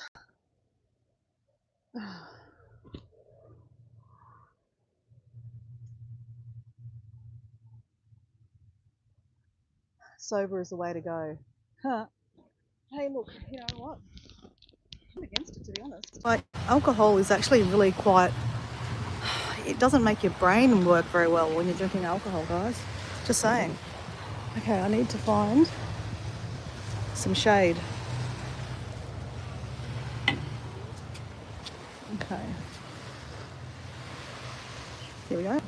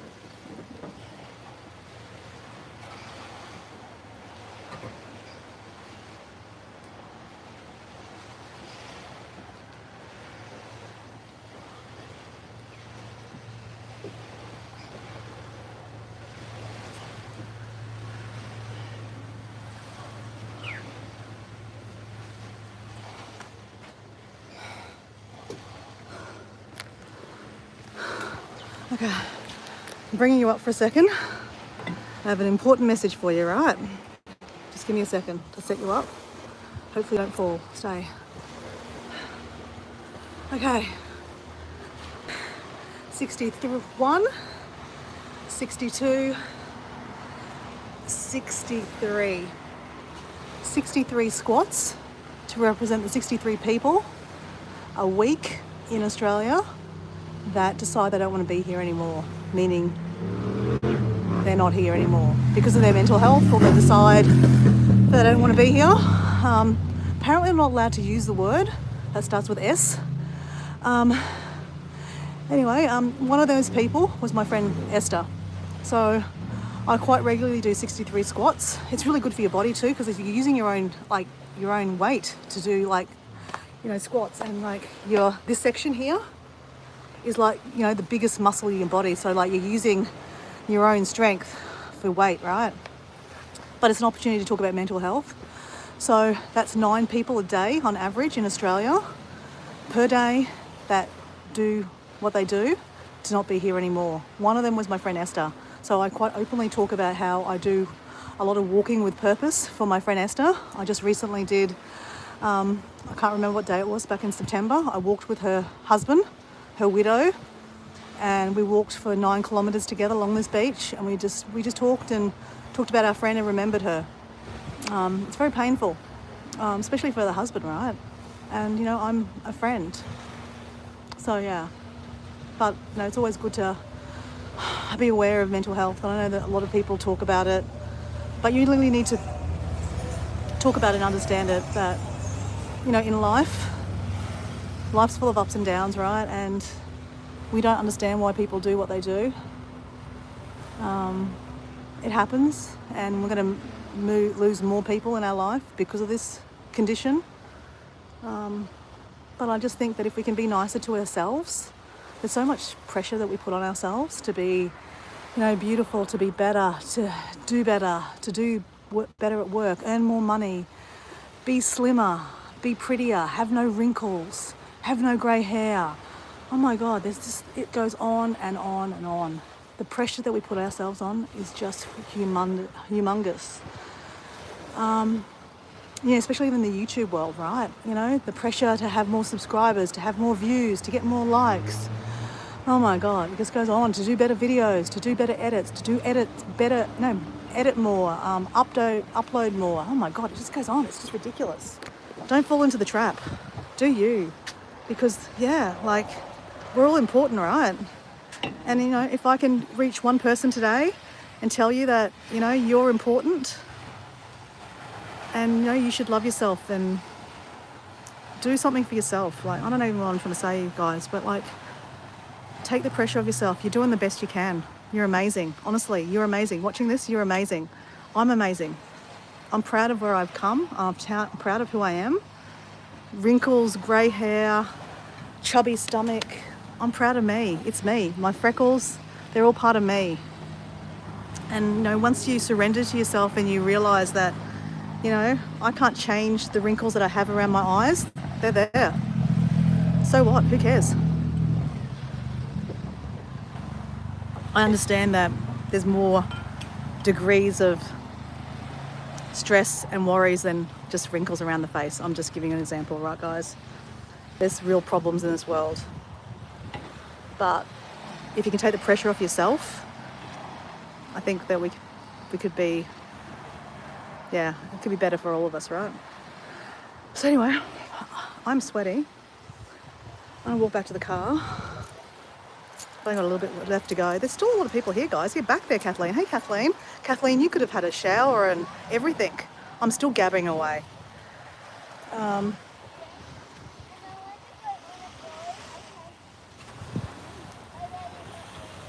I've had a good walk, guys. Go for a swim. I could go for a swim, but I think you're saying that you want me to go for a swim. I don't know.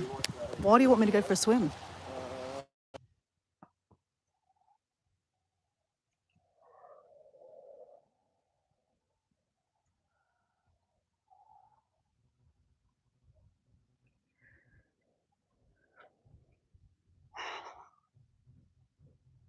to cool down.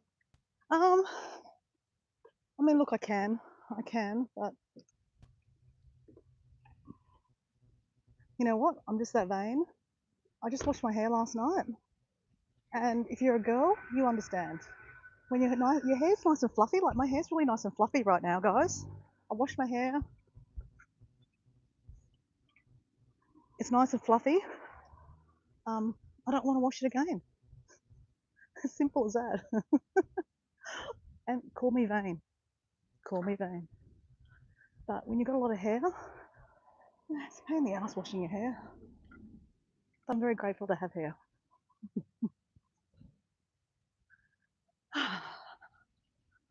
Actually, okay, guys, you're you're in for a treat now, guys.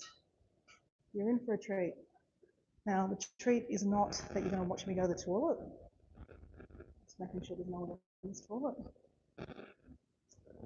I'm going to turn the camera off. I'm going to be back in 2 minutes. I'll go to the toilet, guys. I'm busting. But then we're going to do a dancing with Dora. It's a thing. All right.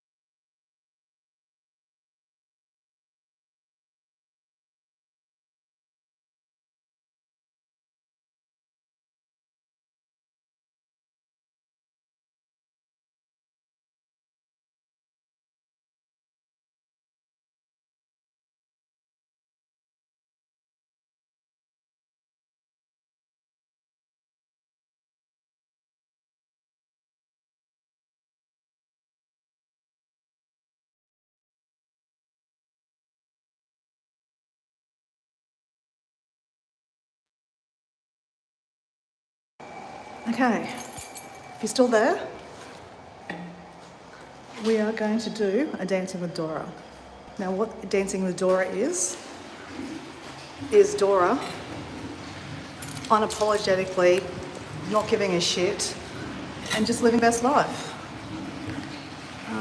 Okay.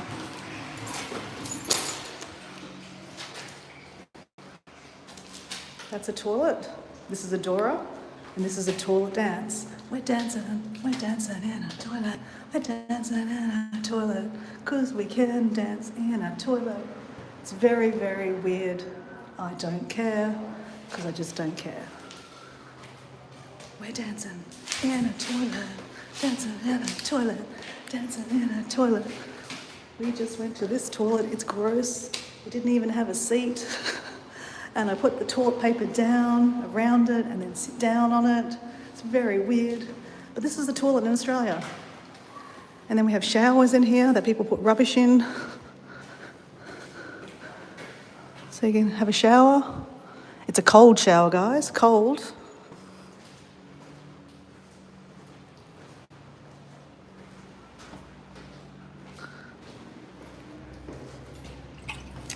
That is where you put your needles if you need to. If you need to take drugs, then dispose of your needles, not on the beach, because I pick up many needles off the beach. It's really gross. Yep, it's a thing. All right, let's put you back in. Someone said that I could wash my hair again. I know I could wash my hair again, but I don't want to wash my hair again. Just saying. What was I doing? I went to the toilet. That's what I was doing. I think you got the point there. I've been on a live for a while, guys. I drank a crap load of water, so I need to go to the toilet. I washed my hands and then I went and got the phone, okay? Just so that to be clear. Hygiene's really important. Wash your hands after you go to the toilet, especially in a public toilet. All right. Guys, what a beautiful day. Everyone's setting up for the day. The seafood shop here will be very, very busy today.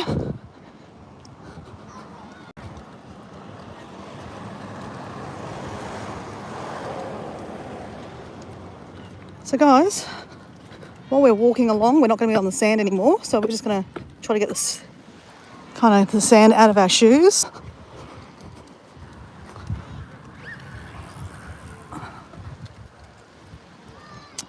I might as well ask you guys, if you're in the chat, would you please like the live, please? I always forget to ask that or ask people that. I know a lot of people say it in the lives. I know my friend Matt always says, can you like the live? I'm sure he has said that already. I just didn't hear him say it, or I didn't see him say it. I don't watch the chat a lot, guys. I'm too busy having a chat, and that's okay. There's a fair few people walking on this, or riding their bikes on this track at the moment. So, I don't need to put them on my live. They didn't sign up to be on my live. I'm just walking into, guys, where my car's parked, but I'm walking to a place called Sutton's Beach. Sutton's Beach is kind of the main beach here in Redcliffe. So I'm talking about Redcliffe Peninsula, where I am right now. So someone mentioned before that there didn't look like there was a lot of people on the beach. I'll show you down here. There's crap loads of people. We've got lifesavers down here, and this is where the most of the people hang out.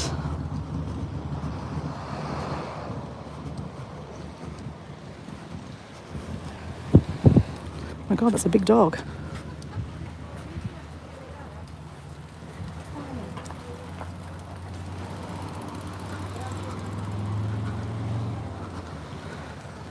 So I won't go all the way down there, but you can see, guys, if I zoom, there is a lot more people down there on the beach swimming. There's actually down the surf club, there's something happening down the surf club.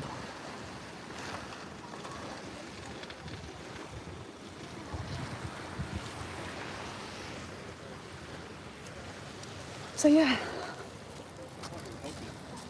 guys, we've done our 45-minute exercise for today outside. We can tick that off the bucket list this morning.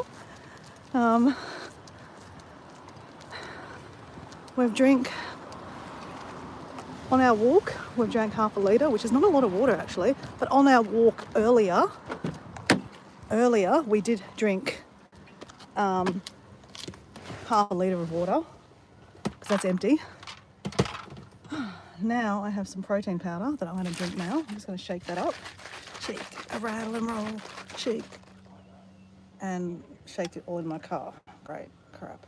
It's leaking. Freak. I do this every time, guys. Every time. I didn't put the lid on properly.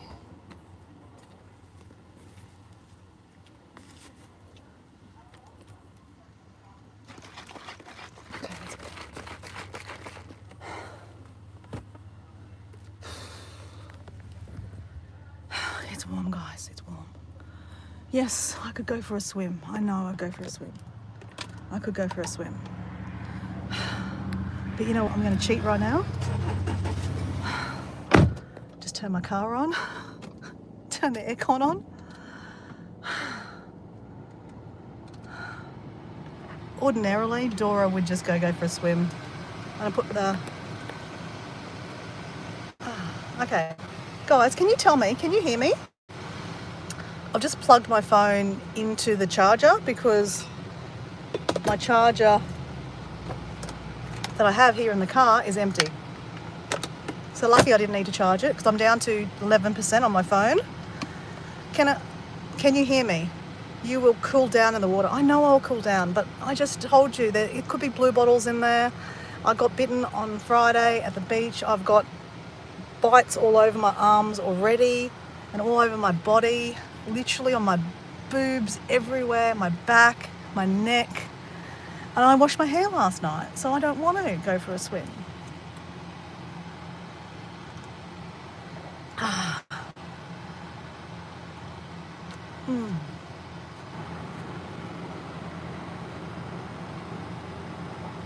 So it says I've got 7 people there.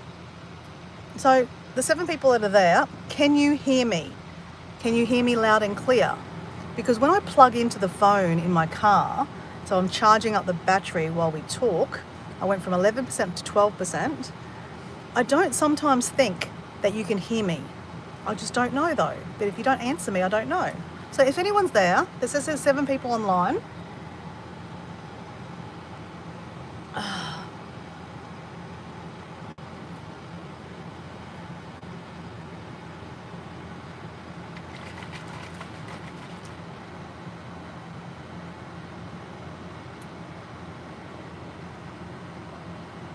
Okay, so 6 people online now.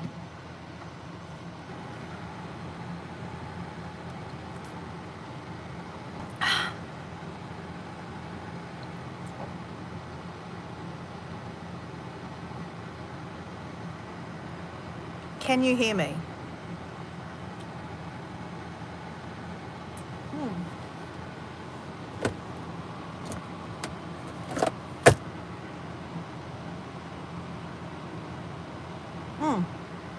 Thanks, Paul. Thanks for letting me know. Okay, so sound is working. That's good to know. So Paul, D Australia, is walking and he's listening to Radio Dora. So that puts pressure on me to, say something interesting. Not really, but, I could.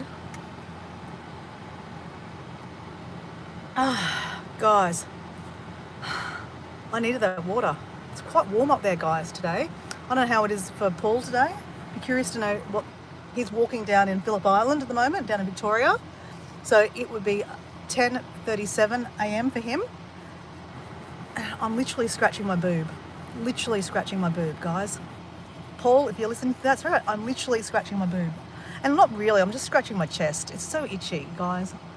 So Paul, you missed out on a really funny story. I was telling a story about my bed bugs and how I got bitten by bed bugs in Hungary. And it was a very funny story. There was lots of swearing. Were you listening to that story actually, Paul? Did you hear it?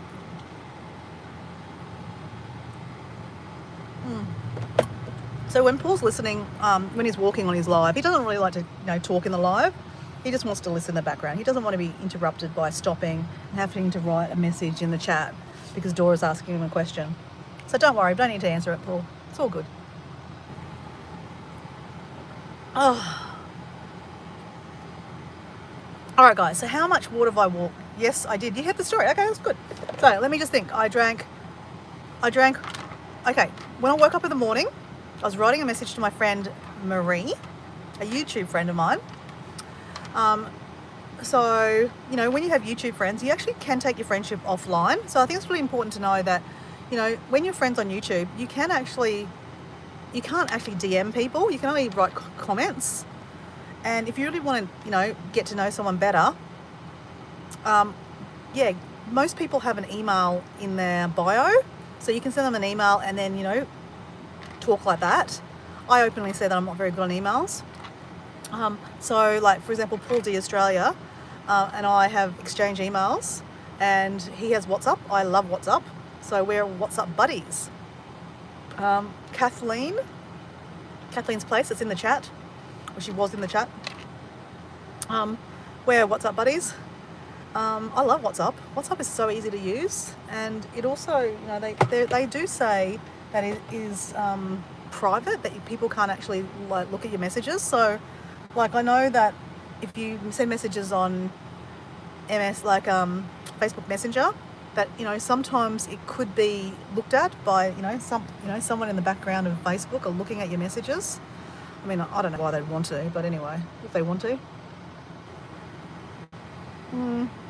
But yeah, what I was saying, yeah. Oh, God, my Lord.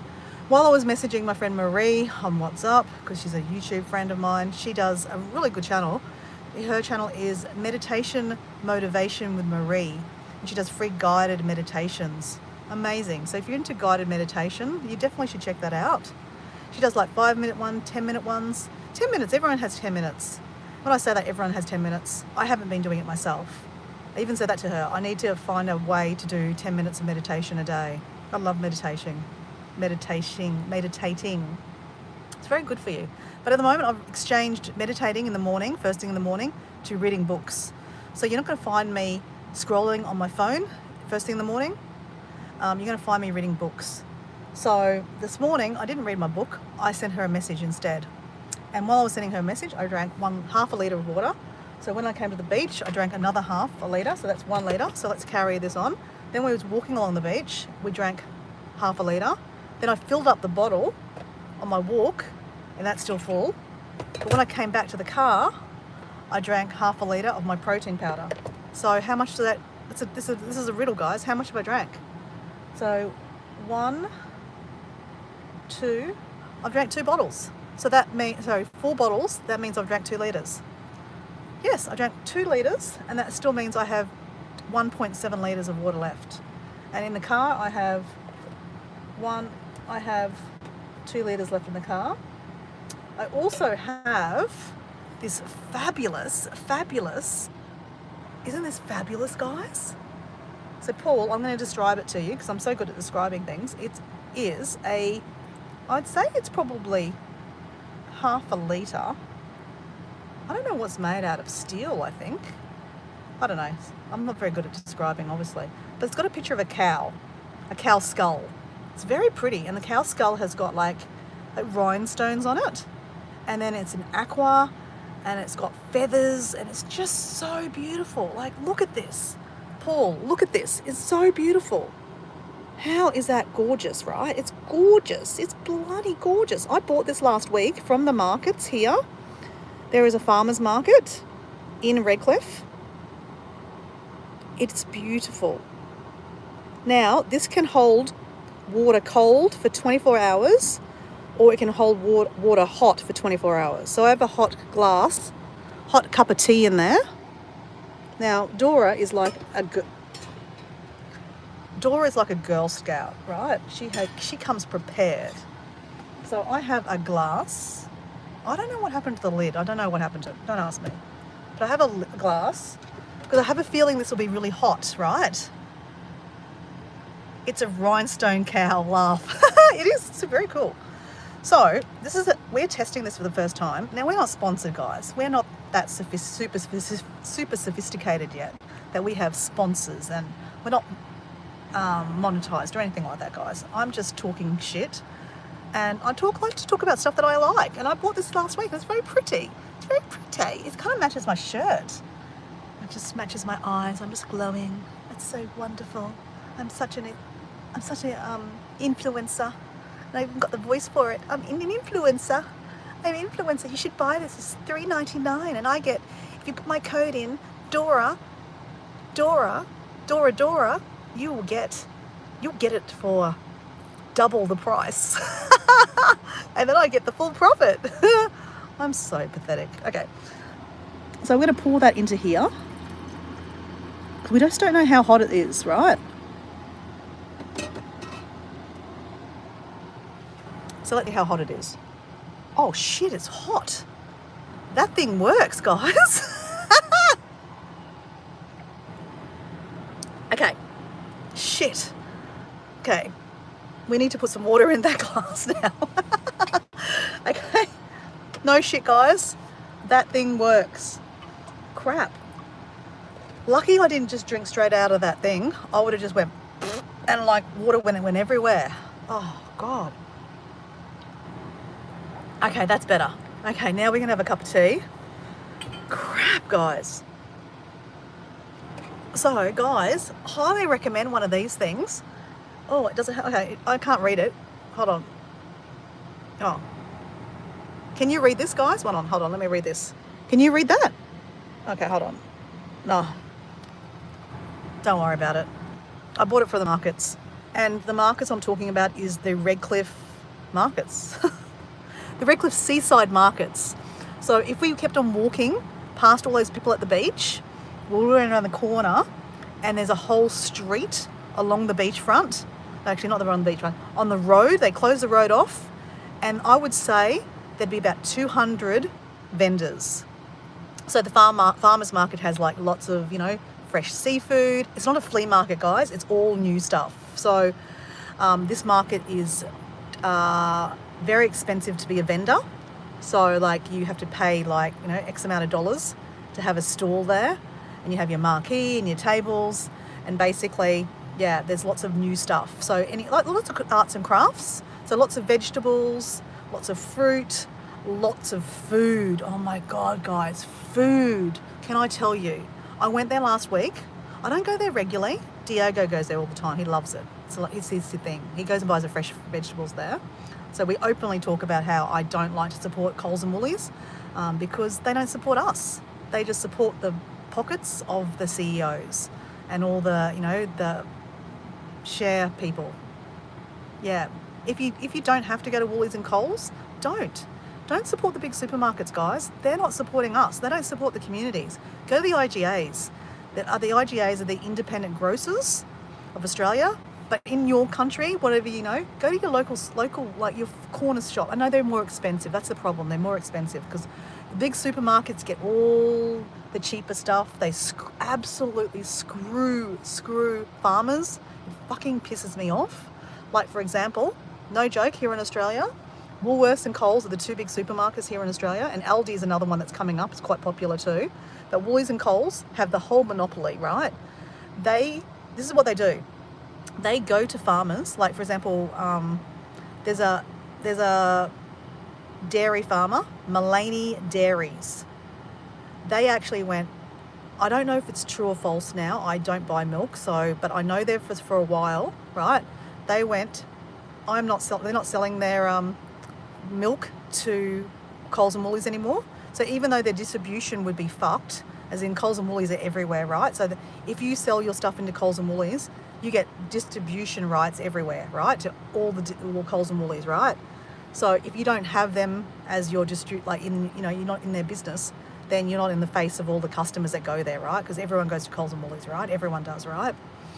So, because what happened with Coles and Woolies, they can dictate how much they will buy things at. Like, so, your cows are, you cost your money, all this money to grow your, to feed your cows and make them all healthy and all the things that cost to make cows produce milk. This, it's not cheap, right? And then, the people they employ to look after the cows and, milk the cows. I know it's all, they use, machines now to milk the cows and stuff like that. But, these are general companies. Mulaney Dairies is owned by a family, right?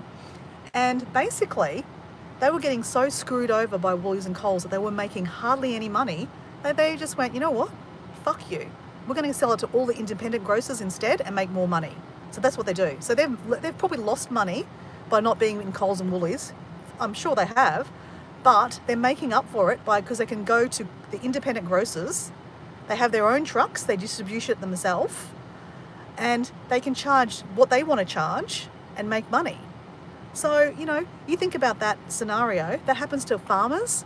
Like a lot of farmers, like especially strawberries. Strawberries are like, there's the end of the season right now in strawberries here in Australia. And, they have lots of strawberries. They take it to the market. The buyers of Woolworths and Coles will go, you know what? We've got so much demand right now for strawberries. We've got so many strawberries. We're not going to charge you the $2 that we charge. I don't know what they charge, right? We're not going to pay you $2 anymore. Last week we paid $2 for them. We're going to pay you $1. Take it or leave it. And then they've got all these strawberries. They've got so many strawberries. They've got no choice. And they're being cutthroat, price gouged by the big stores. And they're stuck with these strawberries. If they don't take the dollar they're going to charge or pay them, you're going to be stuck with strawberries. So they have to take it. So that means that they've made a loss. You know, they can't pay their staff, they can't pay, you know, the prices or whatever they can't, you know. So basically, a lot of farmers will just go out of business and just go, well, you know what, we can't afford to farm anymore. And I think that's really sad. That's why Coles and Woolies shouldn't be supported, because they actually price gouge and rip off farmers. You know, there's so many farmers that have just basically shut up shop because they can't afford to make money anymore. So I'm on a real rant now, guys. It hurts my head, and it makes me sick that I'm such a hypocrite that I sometimes go to Coles and Woolies to buy stuff. You're back home now, Paul. But like, you know, sometimes you've got no choice. Like Coles and Woolies are going to be cheaper. Like for example, what kind of big example that I have to buy from Woolies and Coles?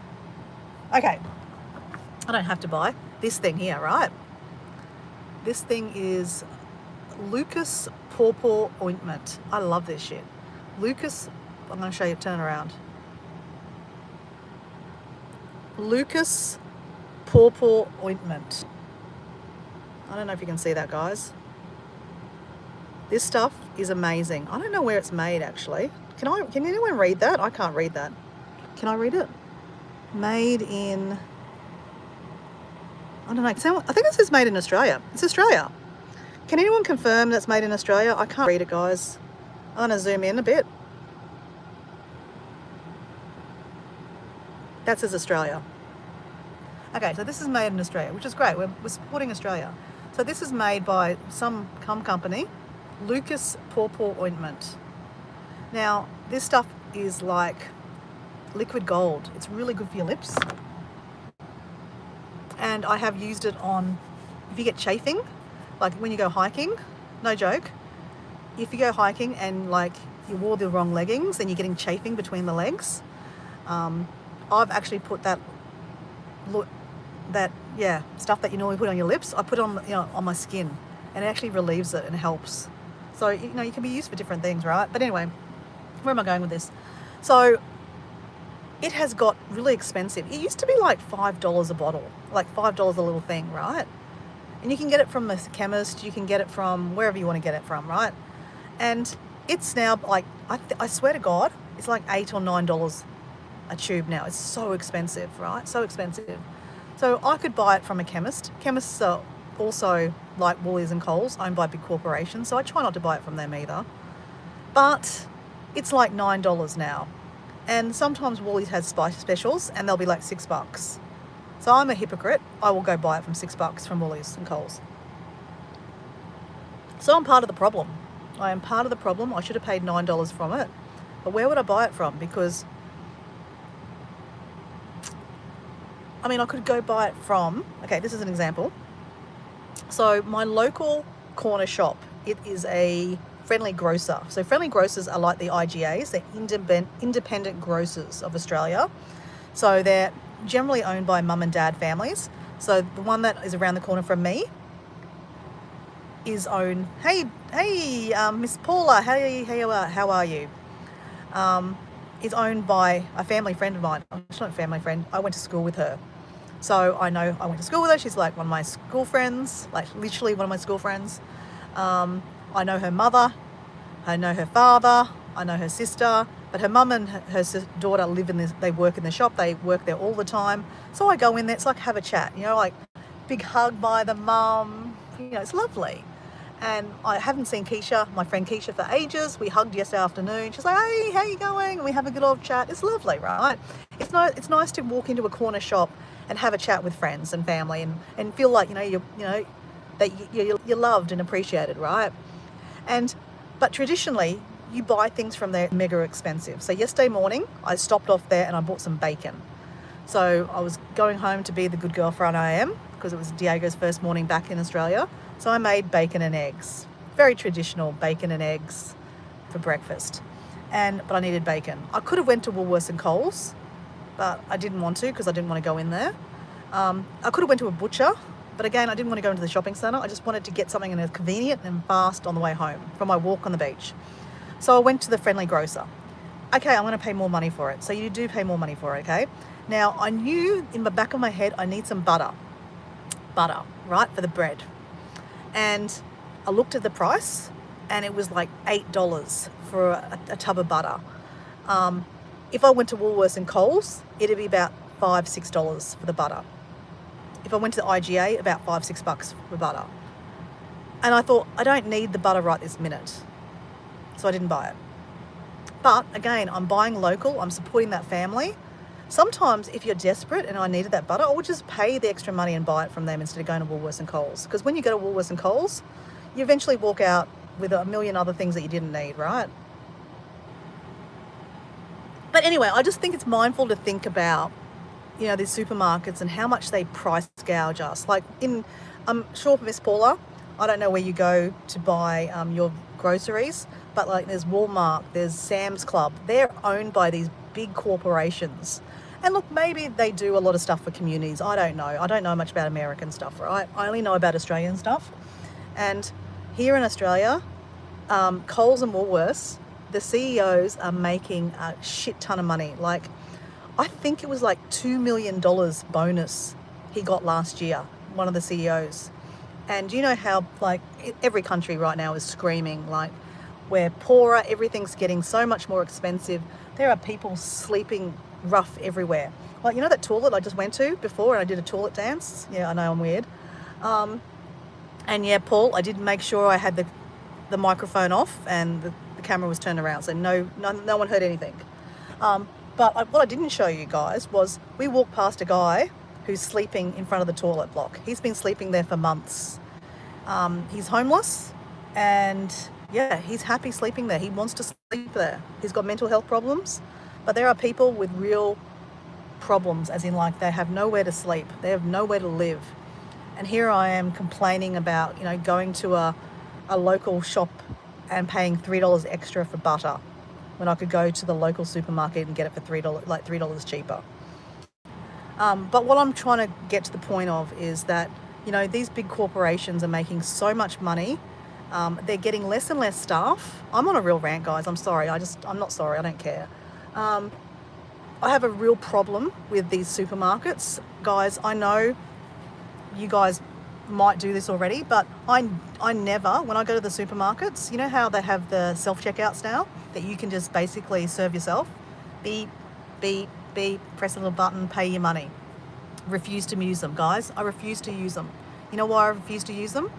Because Woolworths and Coles, these big corporations, are cutting staff. So by using those machines, you're not getting served by like a checkout chick anymore, or a checkout guy, okay, a checkout person.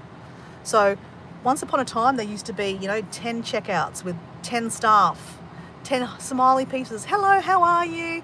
Yes, you know, this is, you know, serving them, having a little chat, serving, you know, scanning all your food that you just bought, all the chocolate you just bought on special. But they've got rid of all those staff. They've replaced them with machines. So by actually using those machines, you're supporting the fact that they're saving more money and they're not hiring staff. Now, I work in employment. I help people with disabilities or long-term unemployed get work. So I have a real bee in my bonnet because these big corporations used to hire a lot of people. I'm talking about single mums going back to the workforce that have, you know, they've raised their children and now they're going back to the workforce after, you know, 20 years. They're so excited about being a checkout chick. Guess what? They can't even get a job as a checkout chick anymore or checkout person because those jobs don't exist. Those big corporations are not hiring those staff anymore because guess what? A machine's taken over that role. So by you going into those, you know, supporting those checkouts, like those self-checkouts, you're supporting the fact that, you know, that they're not hiring staff. So just think about it, you guys. We have a responsibility that a lot of people in this chat are grandmothers or mothers, that their children, their grandchildren will never get a job as a checkout chick. Once upon a time, when I was younger, every second friend of mine worked at Woolworths or Coles or Franklin's or as a checkout chick. They were on the checkouts serving customers. That was their first job. How exciting, no? They were, you know, getting pocket money. Instead of getting pocket money from mum and dad, they were earning money. On school holidays, they were working on the tills after school. No. McDonald's. Most of my friends worked at McDonald's. I never worked at McDonald's, but most of my friends worked at McDonald's. They would, you know, learn so many skills. They were like 14 and a half when they could work at work at McDonald's, right? And they were so excited. All my friends were working at McDonald's. I'd go there and visit them. They'd give me free hamburgers. It was great. I loved it. But how exciting, right? Your first job was at McDonald's. You're serving your friends come in, you're working with your friends, you're making new friends, you're learning new jobs, they train you to become a manager. Some of my friends at 18 were assistant managers of McDonald's stores. I mean, how amazing. They were like closing up, cashing out. These are great skills to have. Guess what, guys? Those jobs don't exist anymore. Jobs, they still hire at McDonald's, but when you go to McDonald's and Burger King, they have like the checkouts. You don't have to go to the checkout and you don't have to talk to anyone now. You just go to these machines. Oh, what do I want? Okay, I want a small fries and I want, a cheeseburger. Make it a Happy Meal. I might get a Big Mac. I don't know, whatever you want to get, right? And you press the button, you tap your card. No one even needs to talk to you. You get a little number that prints out, oh, I'm number 39. And then someone yells out 39, and then you go up, you grab your whatever you bought and you walk out. Right? So yes, they're still hiring staff, but way less staff than they used to hire. And guess what, guys? No one's handling cash anymore because no one's using cash. So guess what? All these young people don't even know how to count.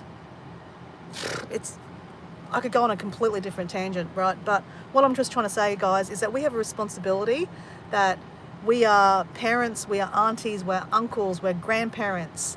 Our young people in our life, their first jobs don't exist anymore. Where everyone used to get jobs at McDonald's and all the local fast food places, they're harder to get jobs there now because they're not hiring them, because they don't need checkout people anymore. So once upon a time, they used to hire staff at Woolworths and Coles, the supermarkets that I'm talking about, that I'm having a real ramble at right now. They used to hire my clients, the people that I was helping with people with disabilities. Like, just have a bit of a think about this, guys. If your child had a disability, their capacity to earn income is less because they don't have these skills that, they can't go to university to get these big jobs, to become accountants and lawyers and solicitors and doctors, okay? They have some kind of disability, like a learning disability. They're a little bit slower. They might have a physical disability, right? So they might be mentally okay, but, they can't stand all day, right? So it becomes harder to get jobs, right? So if you're a parent of a kid with a disability, you need to think about, how are they going to provide for themselves in the future when you're not there, right? It's a scary world as a parent if you have a child with a disability, right? So this is the world I've worked in. I've worked for the last 20 years of my life with people with disabilities, long-term unemployed. So I see it from both sides. So once upon a time, Woolworths used to hire a lot of people with disabilities to do face up.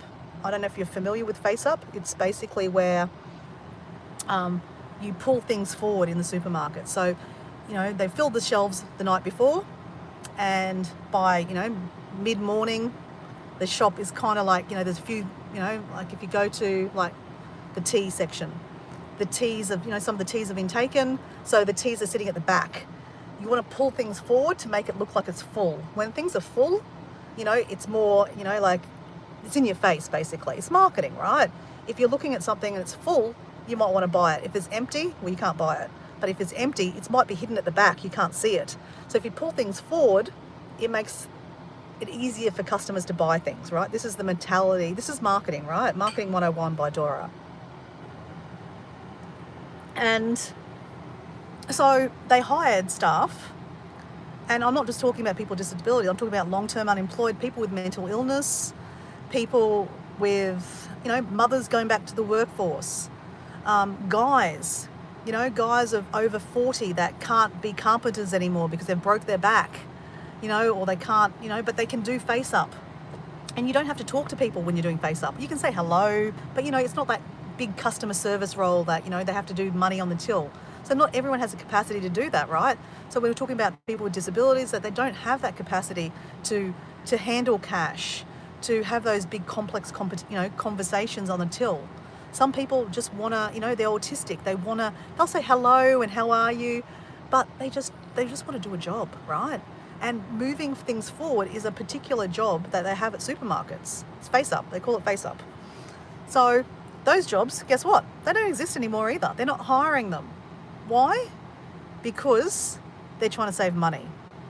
So once upon a time, I could go to any big Coles or Woolworths, go in there and talk to the manager and say, hey, look, I'm helping little Johnny here. This is Johnny. He's a great kid. He's got a great smile. But this is me. I'm a salesperson background, right? He's a good kid. I'm not lying. He's a good kid. But you know what? He has a learning disability. He's a little bit slower on the uptake. He's going to take a little bit long time to learn a few things. But guess what? I'm going to be his support worker. I'm going to come in here and work with little Joey. You hire Joey, I'll come along. If I'm sick, someone else will come along. We'll work alongside him and make him, get on track. So, this is what I used to do, and this is what I do. And, they'd hire him and go, yeah, sure, Joey, it's great to have, responsibility as a big corporation to hire people with disabilities and different diverse backgrounds, right? You've got to have, hire people with Aboriginal background, Asian background. You've got to represent the community, right? And hiring someone with a disability is also representing a community. Guess what? They don't do it anymore. They don't do it because they have to save money. Why do they have to save money? Because the shareholders want to make more money. Why do they want to make more money? Because we all want to make more money, right? And guess what? If the CEO does all these things and he does the right things and he scrimps and makes less, hires less staff because they put in more machines to, because the machines are cheaper to run than people to run, he makes more money, more profit for the shareholders. He gets a bigger bonus. Bob's your uncle. So yeah, I can't actually see the chat, guys. I am just on a rant. And if someone wants to listen to me rant, great. But I'm going to go. I think I've ranted enough. But, I'm just going to leave you with one thing, just to think about when you use those self-checkouts, you're actually hurting your future grandchildren or your future children or your great-grandchildren or the kids down the road because they're not hiring them. They're not hiring those kids anymore for those jobs. Yes, you could say, oh, but they're hiring them in IT. They're hiring them in that. No, they're not. They're making more money. Yeah, they're making more money. So anyway, so what I do, just as an example, they will have one checkout open. They have to. By law, they have to have one checkout open. If they don't, you just stand there and ask them. You just say, hey, can someone serve me? They say, oh, you can use the checkout. I say, no, I don't want to use a checkout. I want to be served by a person. Okay. And then they'll find someone and then you get served by a person. Most times I'll have one checkout and there'll be a big line. Majority of old people, because old people don't want to use the self-checkout because they're harder to use. I wouldn't class myself as an old person, but I have an old person mentality that I want to be served by a human being. But my mentality is that I want to actually serve by a human being because I want to make a point that I refuse to use these checkouts, these self-checkouts, because they're taking away a job from someone that could have used that job. A mum going back to the workforce first time, a husband that's just lost his job because he's had a mental breakdown. He can't do the job he used to do, but he would love to just work at checkout and have a low stress job. Can't get those jobs anymore, guys. So think about yourself. Like, think about me, right? I'm thinking about me right this minute. I just turned 50. I do what I do, but if I had an accident or I had, something could happen, God forbid, right? Touch wood. God forbid that, something happens and I can't do the work I do right now and I have to get a job that is, I like working at a supermarket. I'm not opposed to it. I used to work at a supermarket. I loved it. But they won't even hire me, and I might have some kind of condition that I can't be on the register anymore. I want to just, do face up because stress affects me or something like that. I want to do face up and I'm really good at it. I'm physically fit, I'm not silly. I don't want to talk to customers on the, and stuff like that. But guess what? They're not going to hire me because they're saving money. So anyway, that's my point. I've got a headache thinking about it. I've really got to be in my bonnet about it. So if I can just change one of your minds, think a little bit more about when you go to a supermarket, don't use the self-checkouts. Wait to be served by a customer. Please, wait to be served by a person. And if there's no one there, know your rights to say, hey, there'll always be one person looking after the self-checkouts. I'll say, hey, excuse me, can someone serve me? Because I refuse to use the self-checkout. So they go, oh, well, I'll put it through for you. Fine. And I'll just stand there and I'll let them serve me using their stupid machines. But I refuse, point blank, refuse to be using one of those machines that are taking away a job from a mother going back to the workforce, a husband, that's lost his job and he needs to go back to the workforce, a young person with a disability that wants their first job and is so excited, but can't get those jobs anymore. So anyway, guys, I'm off. I'm going. Bye.